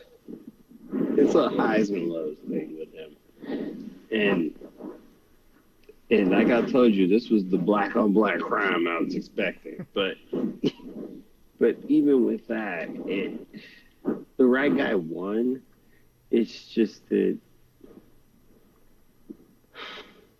I think this should have been a match down the line, because it seems like they're trying to beat him into joining the group. And, you know, it's hard to explain. It's kind of hard to see what angle they're going to go with it now, because had Swerve won, they would have had a fight. But Swerve, it's not like Swerve got a group with him. You know what I mean? Right. So what the hell are they going to do with him now? It's just, you know. Yeah. No, I get it. How many stars you give this?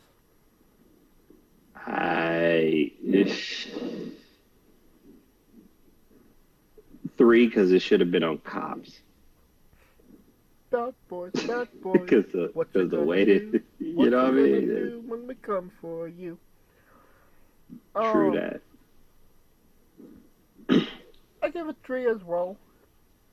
It wasn't the best, but there was nothing necessarily that upset me about the match, so yeah, I give it props for that, at least.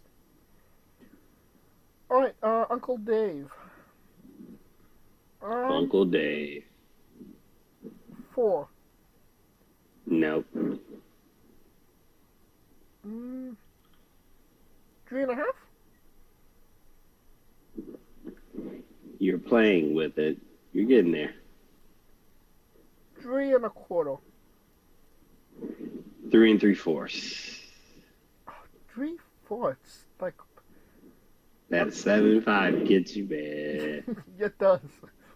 That gets you. Like if you're going, okay, I could kind of understand the quarters, but if you're gonna go that close to the half, then just go to the fucking half.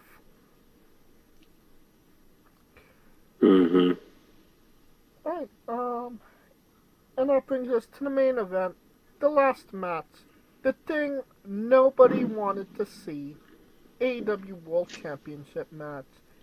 Neo-Nazi Moxicillin defeated freshly pooped Orange Cassidy in 19 minutes 20 seconds. Now, while the match did have some logic to it, it's still, and there was maybe some positive moments to it, I never felt like Orange Cassidy ever had a chance of actually beating Moxley, especially at the end, where it was like, oh, he made this comeback. Like, yeah, he made the comeback, but he's not winning the match. Like, nobody, I don't think anybody expected him to win the match. And while it didn't necessarily ruin my interest in the match, it just didn't add, having him being the guy didn't add to the match for me, personally. But what say you? That part, like, because it was like, you mean the guy who's been lazily, and not saying lazily as a wrestler, but his character is lazily, right? Right. The guy with the laziest character is going to be the savior. No. I kind of didn't buy it one bit. Because it's kind of weird. You would think with all the stuff that Mox was doing, he would get a little get up in his emotion. And he got it, but it wasn't to that believability that you thought it would be. If that makes sense. Right. And plus, Mox just got the belt by breaking people's necks. And I'm expecting the guy who carries his belt to the ring in a backpack to fucking win. Well, I mean, he's holding the title in a briefcase, so I mean, the pot calling the kettle black, so to speak. Um, but it's not even that. But did Moxley really need outside interference to beat Orange Cassidy? Does he need it? No, but if he's trying to prove a point, yes. I don't think the point is about the interference. It's about if Moxley is supposed to be a symbolism of what people hate about AEW, then this makes sense. Well, As far as trying to squeeze, pun intended, all the gimmicks,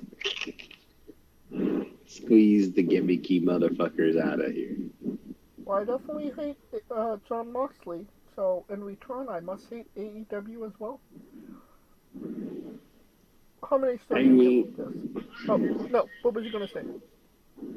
I mean, you can hate him, but he's in his eyes, it's the hero's journey because he's tired of people sitting in the back, chilling and catering, getting bad checks. And he's like, if I'm going to be the motherfucker that is considered a quote unquote the flag bearer, it's time to trim you motherfuckers out and weed you out and see who wants to be here and who doesn't want to be here.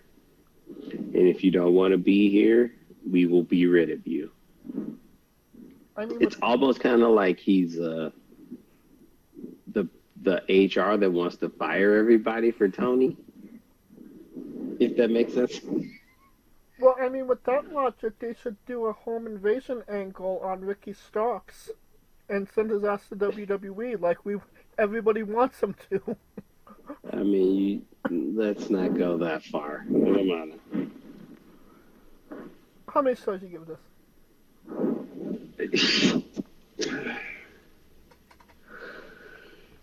I'm gonna have to give it a 2. And the reason I give it a 2 is just because the believability was never there. Right. It's like, because if this is all set up for Darby Allin, I believe Darby Allin is willing to die for him. I mean, he literally crashed his car into their car. And I mean, that's my point. I mean, what the fuck was that? They had the car ready and he rammed into it. But they already had another car ready to go.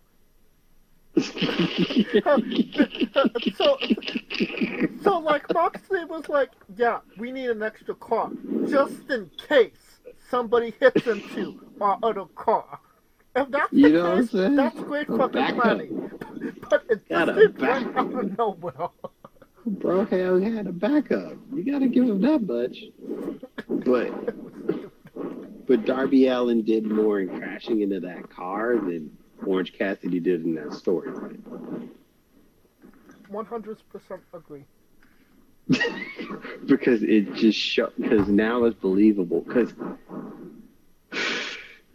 Because Darby is the person that's willing to die for it. And that's what makes it believable. Yes. Granted, plus his personality, he's already there. He's already off his rocker, and he's willing to die for it. I mean, he's proved it time and time again. Yeah. I give it 2 as well. And I would be remiss if we didn't talk about the one actual segment they had on the show, and that was Mariah May's championship celebration with Mina. Mina came out looking good, sparkly, announced Mariah as her friend, her partner, and her lover. Mariah came out, they had champagne. She attempted to hit Mina with a bottle of bubbly. Mina dodged it and put her through a table that went off the ramp. Setting up their rivalry. Which, I mean, honestly, kind of low-key felt more effective being like maybe a 5-minute segment on this whole show than a lot of the matches that were actually on the show.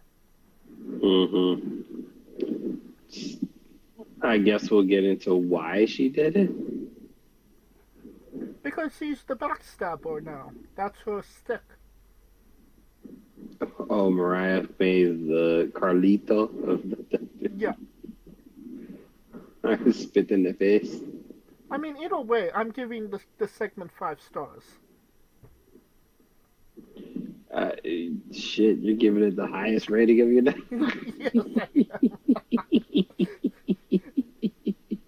If Mina's Holy in it, shit. it's getting 5 stars. This show as a whole. Oh, actually, no. We have to do Meltzer's rating. Yep. 4.25. Nah. 3/7.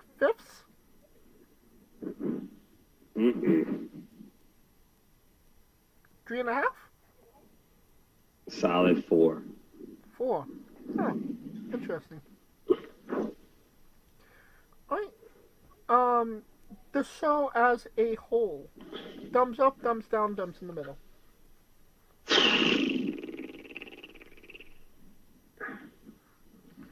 I give it the middle. It had its moments. It's just that they have to work better at making things long-term believable. Right. That's the biggest key with it, because a lot of the matches that were on, well, some of the matches on there didn't even need to be on there, i.e.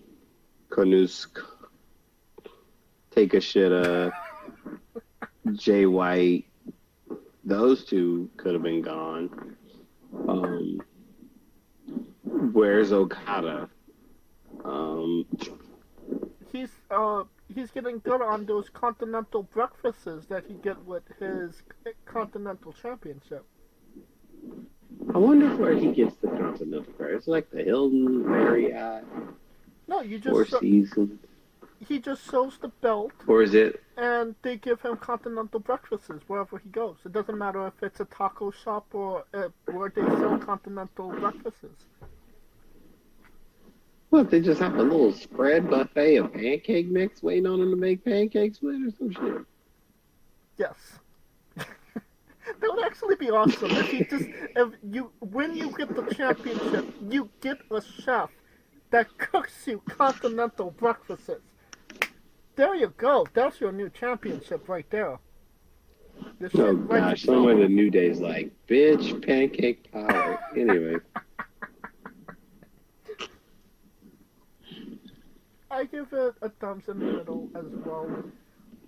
I'm never going to go back and look at this paid preview I don't think I'm going to remember this paid preview in 5 months. So, yeah, I don't.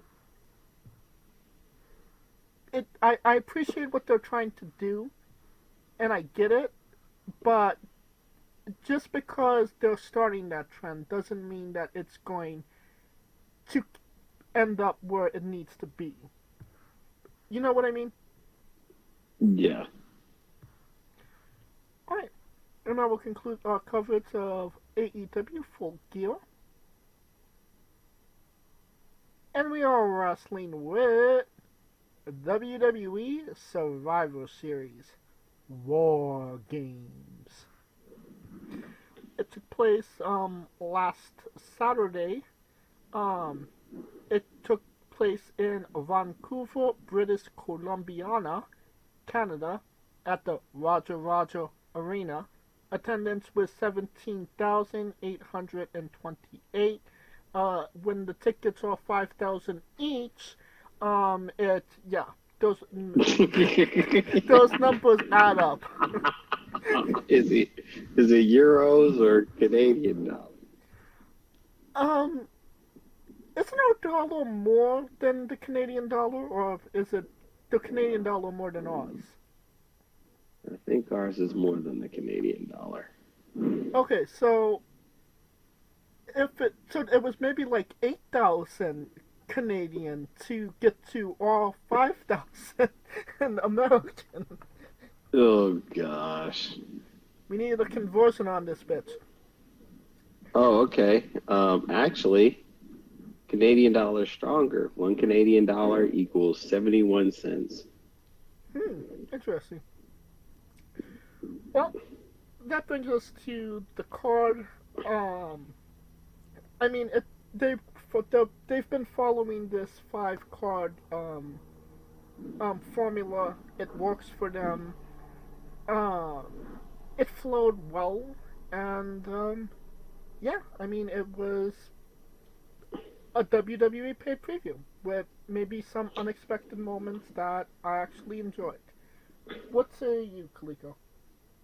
I mean, 5 is the magic number because 5 hours over 5 matches over 3 hours gives every match a time to breathe, whether you go. So, I mean, and plus, it's Survivor. The War Games is going to take most of the time, so 5 is going to be a number anyway. Right.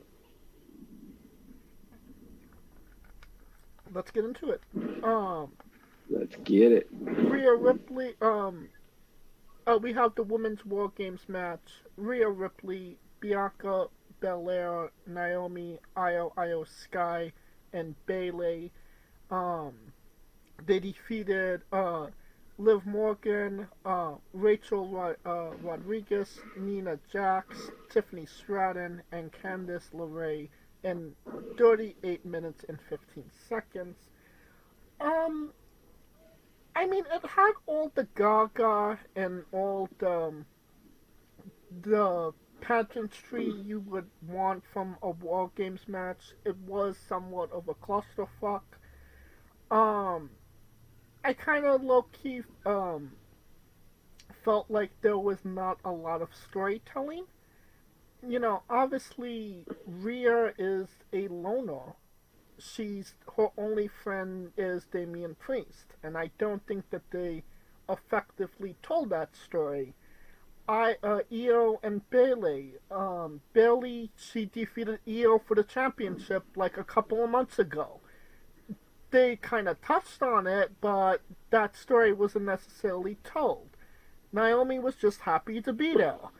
And Belair is looking for vengeance on, Cargill. And I don't feel like any of that was told properly, and they had a lot of time to tell it. It was just like, this was the Cardcrest match. Low-key, the best moment of the whole show was Tiffany Stratton potentially cashing in on either Liv or Nia, which would have been the absolute shits if she actually did. But, it didn't happen. But, and low-key, Rhea Ripley looked fire in that match, in that mask she wore. But what say you, Kaliko? Well, it's hard to have any storytelling when it's a cluster of singles wrestlers that got no business to being around each other. Right. Because, I mean, the heel side was heavy with champions and Money in the Bank, and I was scared if they lost, it would take some of the luster away. If that makes sense. I get it, but they are still trying to tell the Liv and Rhea story.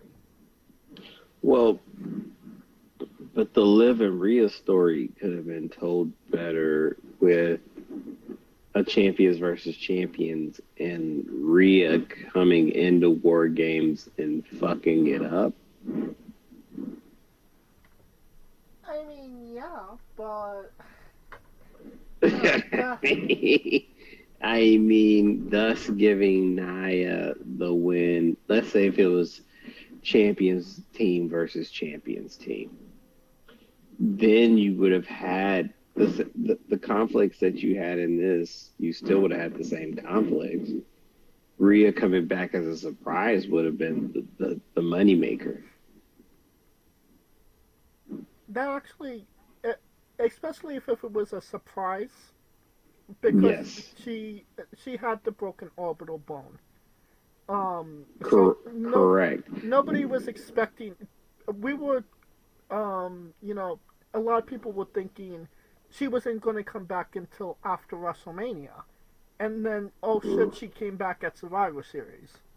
Right. No, I 100% agree on that. So that was the point that I would have. I mean, that's what I would have done because that allows you to prolong the story without Liv taking a pin. Right. And that and because let's say this now, and this is my scenario. If I had did it, champions versus champions, Liv would have came out last anyway. Liv comes out last, Rhea comes out of nowhere and knocks her out the match. Thus, you know what I'm saying? Yes. Because taking Liv out, Raquel follows, so it goes from 5-on-4 to 5-on-3. Right. Thus giving Nia the win and a little bragging right with her girl Tiffy, thus building their storyline, right? And a little bit of revenge on Liv Morgan because Morgan won the uh the Saudi Arabia The championship. crown jewels, and see Yeah. what I'm saying? So it would. Damn, where's my application? Where's my fucking application? Anyways, um, I'm about to put my resume in. Anyways, and to me, that would have been a lot easier to digest. Um, I know why they brought her back because they needed to fill it, but that would have gave them a reason to keep going. Because with Rhea now, you're thinking, okay, they're going to fight again for the title. And when is that going to happen? Saturday Night Main Event, Royal Rumble? Probably more Maybe. likely the Rumble because Io is getting the Saturday Night Main Event title match. So then that's my point. It would have been easier. You know what I'm saying? Yeah. Because now you got Liv having to watch her back and Judgment Day having to watch her back to keep. You see what I'm saying? Yes.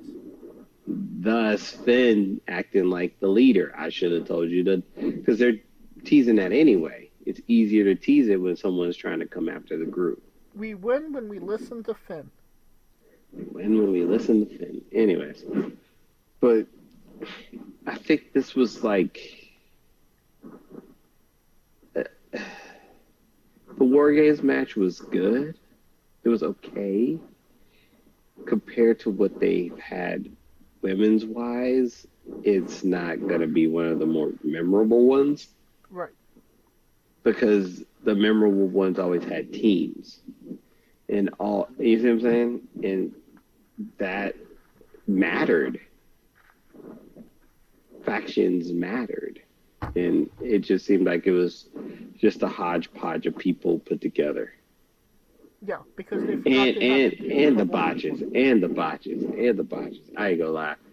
Like Nia went to go hit somebody and she missed and she was like, "No, bitch." I'm like, bro, what the fuck? So yeah. How many stars do you give this one? This one.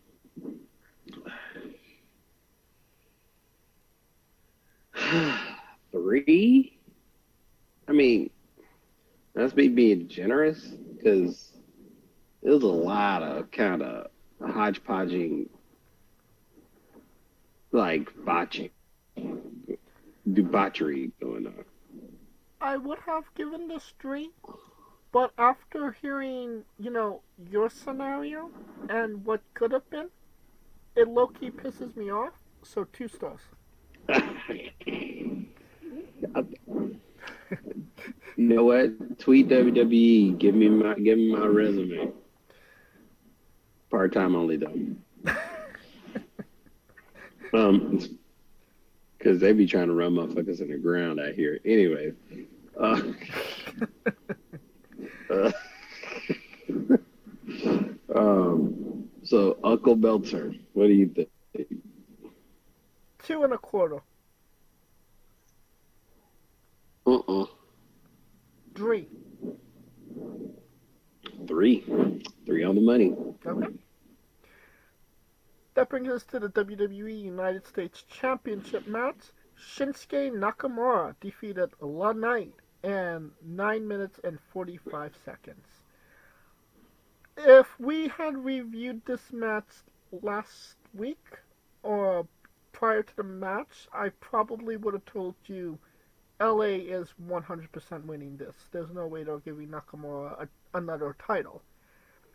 But when Nakamura came out to the new altered His version, entrance? yeah.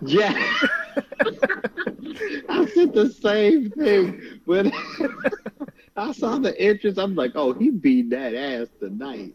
Yeah. The entrance, the new song, the ring attire. I was like, yeah, this bitch better be winning this match. This motherfucker better win. You put all that shit in it? And I mean, Jesus Christ. This was like the shortest match on the card and maybe the most effective of all of them. I don't know if it was ring psychology that LA Knight dropped the belt during his entrance, but it definitely added to the mystique of the match, and that the finish was perfect. Nakamura got a little nasty, hit him with the Bomaye, got the W. I don't think a lot of people saw it coming. And while I could understand why some people might say, oh, LA Knight didn't get a good run with the championship, it could have been longer. I feel like this adds to his title run more, because this is the first big bad that he's really faced. So when he does beat Nakamura for it, it just adds to his legacy and people cheering for him. No? Depends. Unless he turns on the people. Now, I'm just going to throw this out there. Okay. And y'all may not like this. What was Nakamura's last big feud before he took this hiatus and came back as a new guy? Cody Rhodes.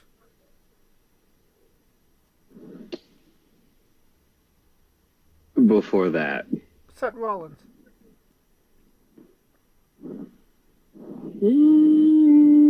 Before that. Who did he wrestle before Seth? Karrion Kross. Okay. Did they have a rivalry? Or was it just like a Yes, match? it was a rivalry. The Karrion Kross effect is real. I'm telling you, bro. The Karrion Kross effect is real. Now, I'm going to say this. As much as I love that Shinsuke initial song, this new one is fire. I mean, any way that you play the song, honestly, is fire. It's just a fire song. but the oh gosh, when he came out, bro, I'm like, he beating that ass tonight. I just wish they had if they had a win in on all of this when he faced Seth, and even when he became a placeholder for the belt, it would have been worth it. I disagree with that, because this new aura, he has to get W's, and they're showing that this new version of Nakamura gets results. Where, as much as I love Nakamura, when he was wrestling Seth and Cody, he couldn't buy a win. I mean, but what I'm saying is that they had to roll this whole package out for those. It would have been totally believable he would have won. Yeah.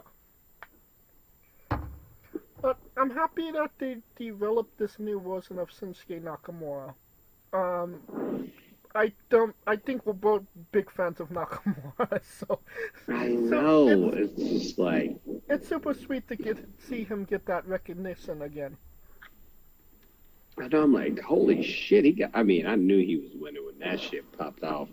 The light, the little red lava on the ground, this motherfucker popping out like an anime character. I'm like, oh yeah, it's over.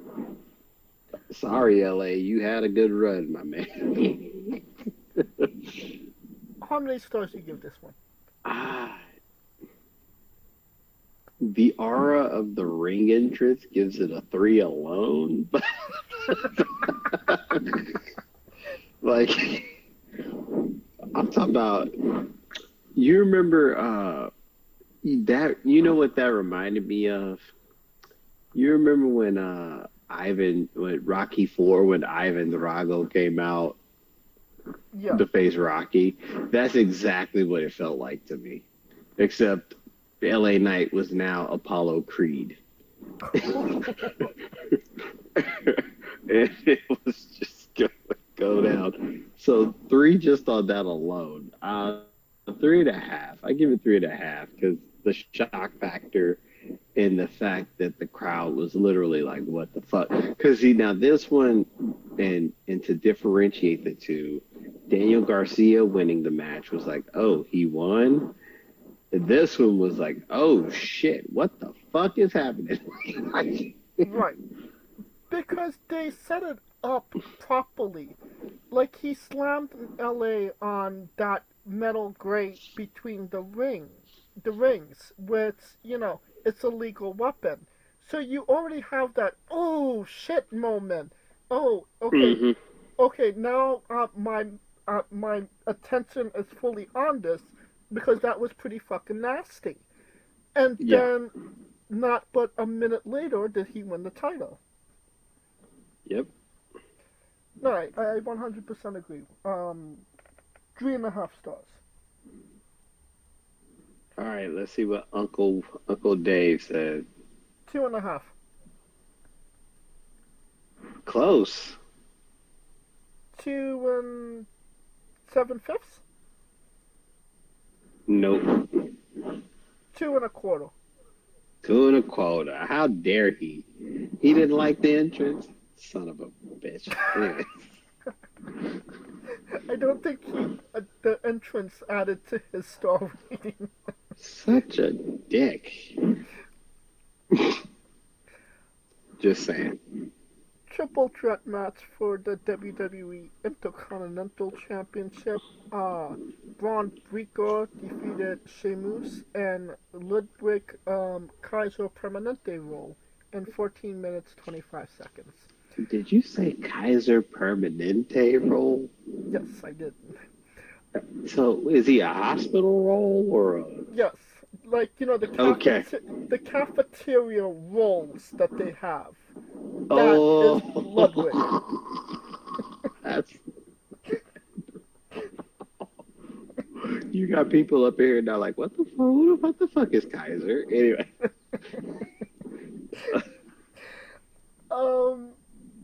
I mean, it was a semi-decent, it was a decent match, I'll say that. That it was. I felt like it just maybe missed something, but I kind of don't know what that is. It just kind of, it did serve its purpose, which was advance the storyline. But I think that's what it was missing, though. This wasn't necessarily a blow-off match. This was a let's advance the storyline match.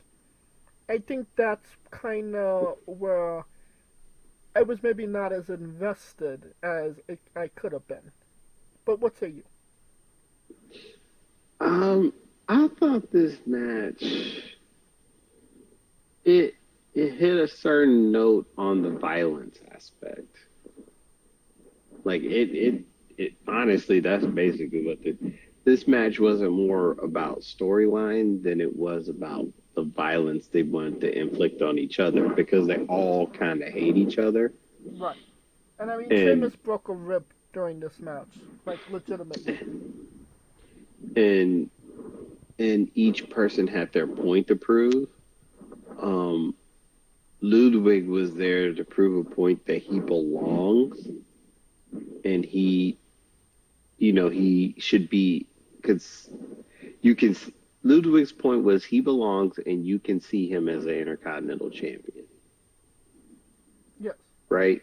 Mhm. Sheamus is the veteran to prove that he still got it, and he's trying to capture the one thing that eluded him. Correct. And Braun is the person that's proved that he was trying to prove 2 points. A, Ludwig sucks. B, Sheamus is too old.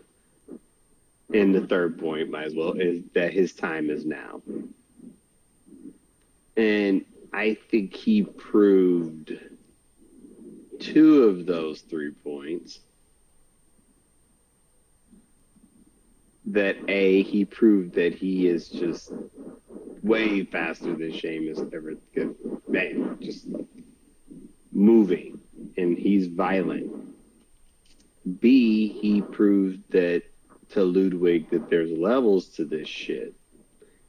The time is now is still waiting, but it's a lot closer than most people think.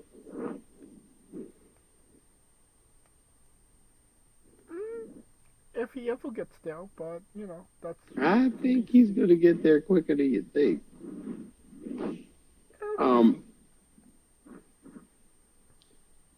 And this is how I know because when they had him warming up, he had the big Papa Pump T-shirt on. I'm like, oh, bro, he he's leaning all the way in, leaning in. But honestly, I get your point that there was missing a storyline, but the storyline was the fact that they hate each other and they wanted to bust each other's asses up. True. And it wasn't the lack of storytelling. It was that it wasn't the end of the storyline. It was a progression of the storyline. I mean, honestly, you could make an argument that this is the genesis of the story. Yeah. You might not be wrong about that. How many stars you give up this one? 3.5 for the violence. I give it that. The violence was there. I mean, honestly, they went all over the bitch. They were all over the ring and the outside. It's just, and Braun, the right person won, Braun, and Ludwig was close, which gives him the argument that if it wasn't for that, he would be champion. Right. So that's what's the continuation of the story. I give it 3. Wasn't a bad match, but it would it wasn't the most memorable thing.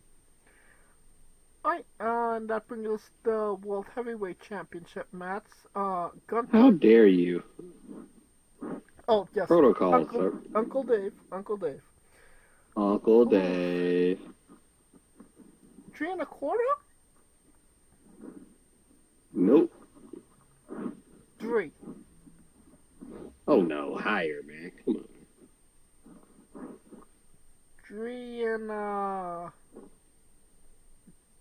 3.5. Nah. Gave him 4.25. 4.25. Interesting. I wouldn't gone up that. I wouldn't have gone up to 4, but yeah. Okay, Uncle Dave showing off a bit. Not I trying. know, showing off for the Steiner brother. I mean, I'm just saying. Trying not to show his AEW bias that much. Oh God. Gunther defeated Damian Priest in 19 minutes 20 seconds by technical submission. Um, I don't feel like this match did anything different than the match at The SummerSlam. SummerSlam. Nope. Yeah, it was pretty much copy and paste, if I'm being honest. Yeah, they took a 5-month break from the commercial break from the SummerSlam match to continue this match. Just saying. Yeah. So, I mean, you're saving Damian Priest. You're protecting him because there was interference, but it's still the exact same outcome as the SummerSlam match, which I don't feel like was necessarily appreciated. And if there was one match where the crowd was maybe not as invested or interested in, it was definitely this match, I would say. But what say you? Like I said, a 4-month commercial break to get back to this match. The best part of this match was the end of the match when Gunther kicked the shit out of Finn. And because they didn't see that coming. Right. Because that was the funniest part. I'm not even gonna lie to you. Because I'd never seen Gunther move that fast to kick the shit out of somebody. he moved. You thought he was Brock Lesnar with the way he fucking moved. But so I mean, just saying, my man. But Gunther won. Right person won. It protected Damian from taking another pin as a pass out instead of a pin. And like I said, basically a 4-month commercial break from the SummerSlam match to continue this match. And we're probably not going to see this resolved until maybe WrestleMania, honestly. Well, now that Gunther is kind of, it's going to be interesting because remember you were saying he's a tweener, but it is going to be interesting how he views this because he views Damian as trash. Now, whether he views him as honest trash is a whole nother argument upon itself, right? So, right. I mean, based on the Raw interaction between all of them, the fact he respects Damian more than Finn tells you everything that you needed to know. I mean, he respects Dominik Mysterio more than he respects Finn Balor. Exactly, which might be a breaking point. Could be the beginning of the end of the Day of Judgments. You never know. Because I've been looking at Dominik's demeanor in these segments, and he slowly but surely ain't having this shit. Yeah, I kind of noticed that too. It's slow. It's a slow roast, but shit, he's slowly like, bitch. I'm not. It's interesting that, like, well, we pretty much all but know Cody Rhodes is going to be WWE champion by the time WrestleMania rolls around. It's just a matter of who he's going to wrestle. Rumor and innuendos, notwithstanding. The Rock, Roman, maybe Randy, maybe John Cena. That's kind of, but the World Heavyweight Championship, it kind of does, and I'm making this analogy because it's in Las Vegas, it's kind of like a slot machine at this point. We could have Gunther Priest, could have Punk Seth Drew and Punk. But what we could have Damian Priest versus Seth. There's so many ways that they could go in the World Heavyweight Championship route. It just like I know that they want to lead to a big heavyweight championship match at WrestleMania, but is Mm-hmm. Gunther going to be the champion at that point in time? Or are they going to go back to what they were supposed to do at 40? Or alter that into a way that it it makes sense for now, but what's going on? Or do and if in that case, what happens to Damian Priest? You know what I mean? I could see a well. Let's go ahead and do deductive reasoning now. I don't see Punk Seth having the title shot. I can see both of them fucking each other out of the Elimination Chamber. Punk will be in the Elimination Chamber. I don't think Punk will win the Elimination Chamber. So that X's them out. Drew's a bit of a wild card. He just got back. So we'll see where he goes with it. You can make the argument. I can see a triple threat between Priest, Gunther, Finn. I could see that. Okay. I can see that. Especially considering the way Finn is trying to goad Gunther into a title match, and the way Gunther is shunning him the way he shunned Sami Zayn.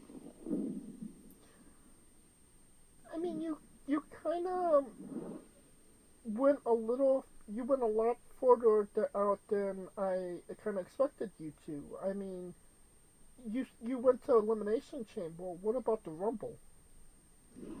I think, personally, I would think Roman would win the Rumble.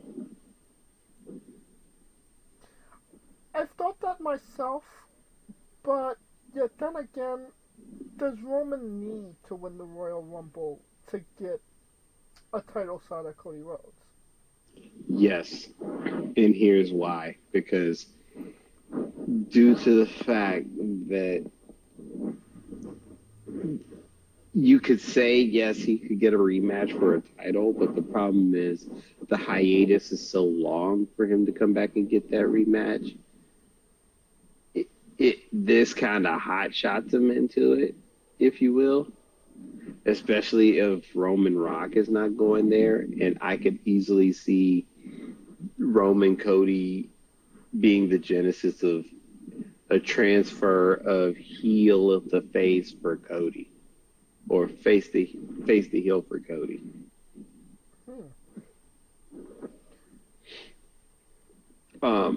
I could see it. I could see it that way, or.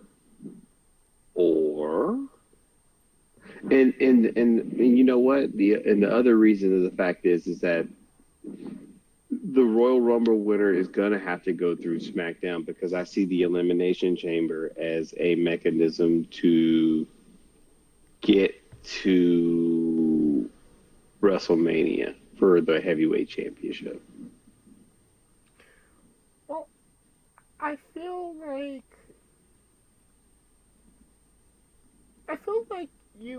the Royal Rumble is more on the lines of making stars than putting established stars in those to win those matches. Which is going to make what I say completely confusing. CM Punk didn't come back just to be a part of the roster. Obviously he didn't win the Royal Rumble last year. But, I could imagine that, winning a Royal Rumble, one of the things he's never done in WWE, is high on the list of things he wants to accomplish this time around. You know what I mean? While that is true, I think he was supposed to win it. I think he was probably supposed to win it last year to go against Seth at Mania, and that audible was a perfect, and him tearing his fucking tricep, screwed it all up. So therefore, I think, because here's the problem. John Cena's last match, he's going to be in the Elimination Chamber.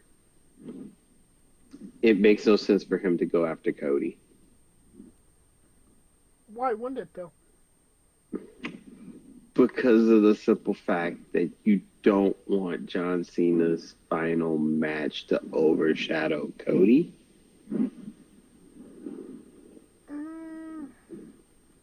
I don't know. You want his final WrestleMania match to be against Cody Rhodes for the championship?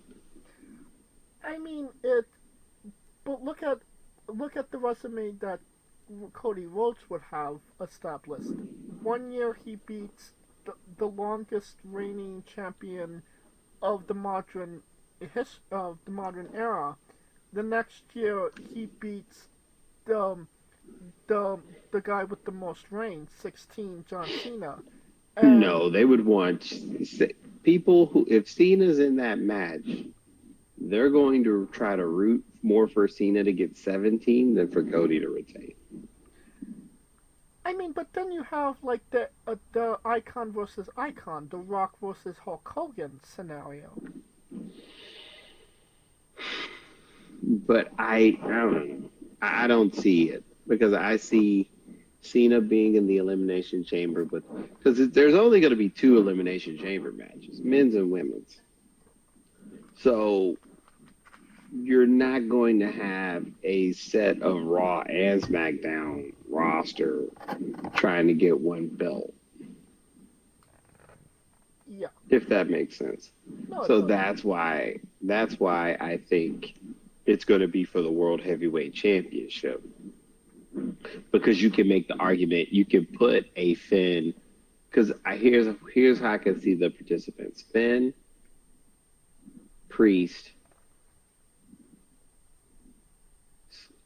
Cena, Punk, Seth, and the wild card, I think, Dirty Dom.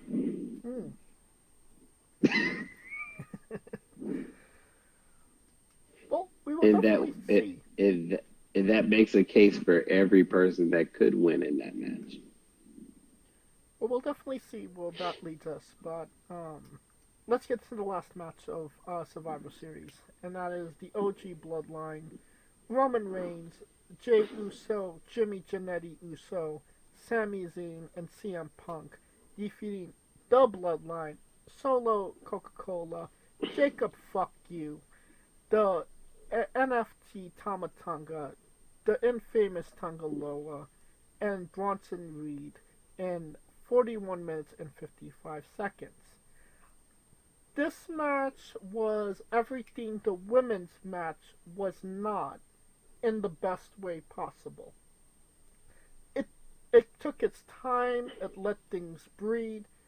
Things didn't necessarily get insane until the very last of the match. And it told a story. It told the story of CM Punk and Roman Reigns, even before they even got into the ring. It told the story of Jimmy and Jay, Sammy, Roman with these guys. It was just, it's what's the War Games matches kind of should be when it comes to telling the story while also being violent and living up to people's expectations. What say you, Clifford? It not just told a story, it told multiple stories. Right. And I think that's the key. There was an overarching story, and then there's these undercurrent of stories. And we got to see some of them. I mean, Jacob coming out, Jacob getting put out there as the hitman. First, Solo looking at him and Jacob's all on him. Punk coming out literally like the little kid at the zoo and just punching niggas in the cage before it already started. I mean, there was a story. The story was also told before the match because when you saw the bloodline, the new bloodline come out, they seemed unified. They came out all together. Yes, and every person on the other side came out individually, which was the craziest thing ever. The fact that Paul Heyman had to come out and give a goddamn pep talk. It's like, look here, motherfuckers. Y'all need to get this shit together. Right. Right? So, I mean, all of it. Everything in there made sense. And that's the good part about it. Everything made sense. Loved it. Storytelling wise, it made sense. And the fact that Roman and Punk were vulnerable, and the fact that Punk literally, Roman was about to come out and Punk just cut him off, so it looks like this crazy thing. And then the simple fact that Punk, after match, it just all the little, it was the little details that made the match. Oh yeah. All those little ass fucking points. Bing, bing, bing, bing, bing. And it was just perfect. How many stars you give this one? Storyline wise, I would give it a 4. It was great. With that, I'd keep it up to 4. Because the War Games is what the War Games should have been. And the stories, and I give Roman and them props because it basically was like everybody was on the same page with it. The way Roman looked at Paul coming out of the match, the way CM Punk hugged him coming out of the match. You see what I'm saying? Yeah. All these little things, which, yeah, can't knock it. Solid 4. I give it 4.5. It had every right button. Alright. Uncle Dave. Uncle Dave. 4.25? 4.25, bro. You are. Yeah, 4.25 on the money. Sweet. You just, what the fuck, bro? You tweaking over there? I mean, there's some matches you just kind of know where he lies just because of. And now that I've done this a few times, the fucking quarters and 7/5 things, like, fuck you, Dave. The 3/4, Yeah. the 2/3. So as a whole, thumbs up, thumbs down, thumbs in the middle. Thumbs in the middle. The women's War Games was kind of for me. After that, the women's War Games and the heavyweight championship match were kind of Everything else were kind of like on the upswing. I give it a thumbs up. I enjoyed the show. Despite some of it not being, on par with, on quality-wise, my attention was on the show the whole time. Maybe not for the Gunther Damian Priest match, but, for obvious reasons. So yeah. So, Quick question: Was I the only one that thought Punk was gonna come back out and beat the hell out of Roman? I mean, it was a possibility. Bro, he walked in the back and then walked back out. I was like, That's right. We have to take the pictures. I was like, Triple H was like, get your ass out there, you need to take a picture. I mean, I was like, come on, Punk. That will conclude conclude our coverage of WWE Survivor Series and this episode as a whole. Thank you for listening. If you like what we're doing, please like, subscribe, comment, both on YouTube and Castbox. This was sponsored by Rogue Energy and Play on Coffee. Join us this Tuesday as we interview Fabio Marquisig, and this Wednesday as we interview Paradox. Join us every Tuesday and Wednesday for new incredible interviews, and follow the show at Wrestling with E, both on Extra and Instagram, for information on who we're interviewing, when we're interviewing them, links to those interviews, and so much more. Follow me personally at JamesJ993. Where can we find Kaliko? I'm Kaliko. I'm sorry, Ricochet. I ain't mean to, you know. I'm not sorry, Ricochet.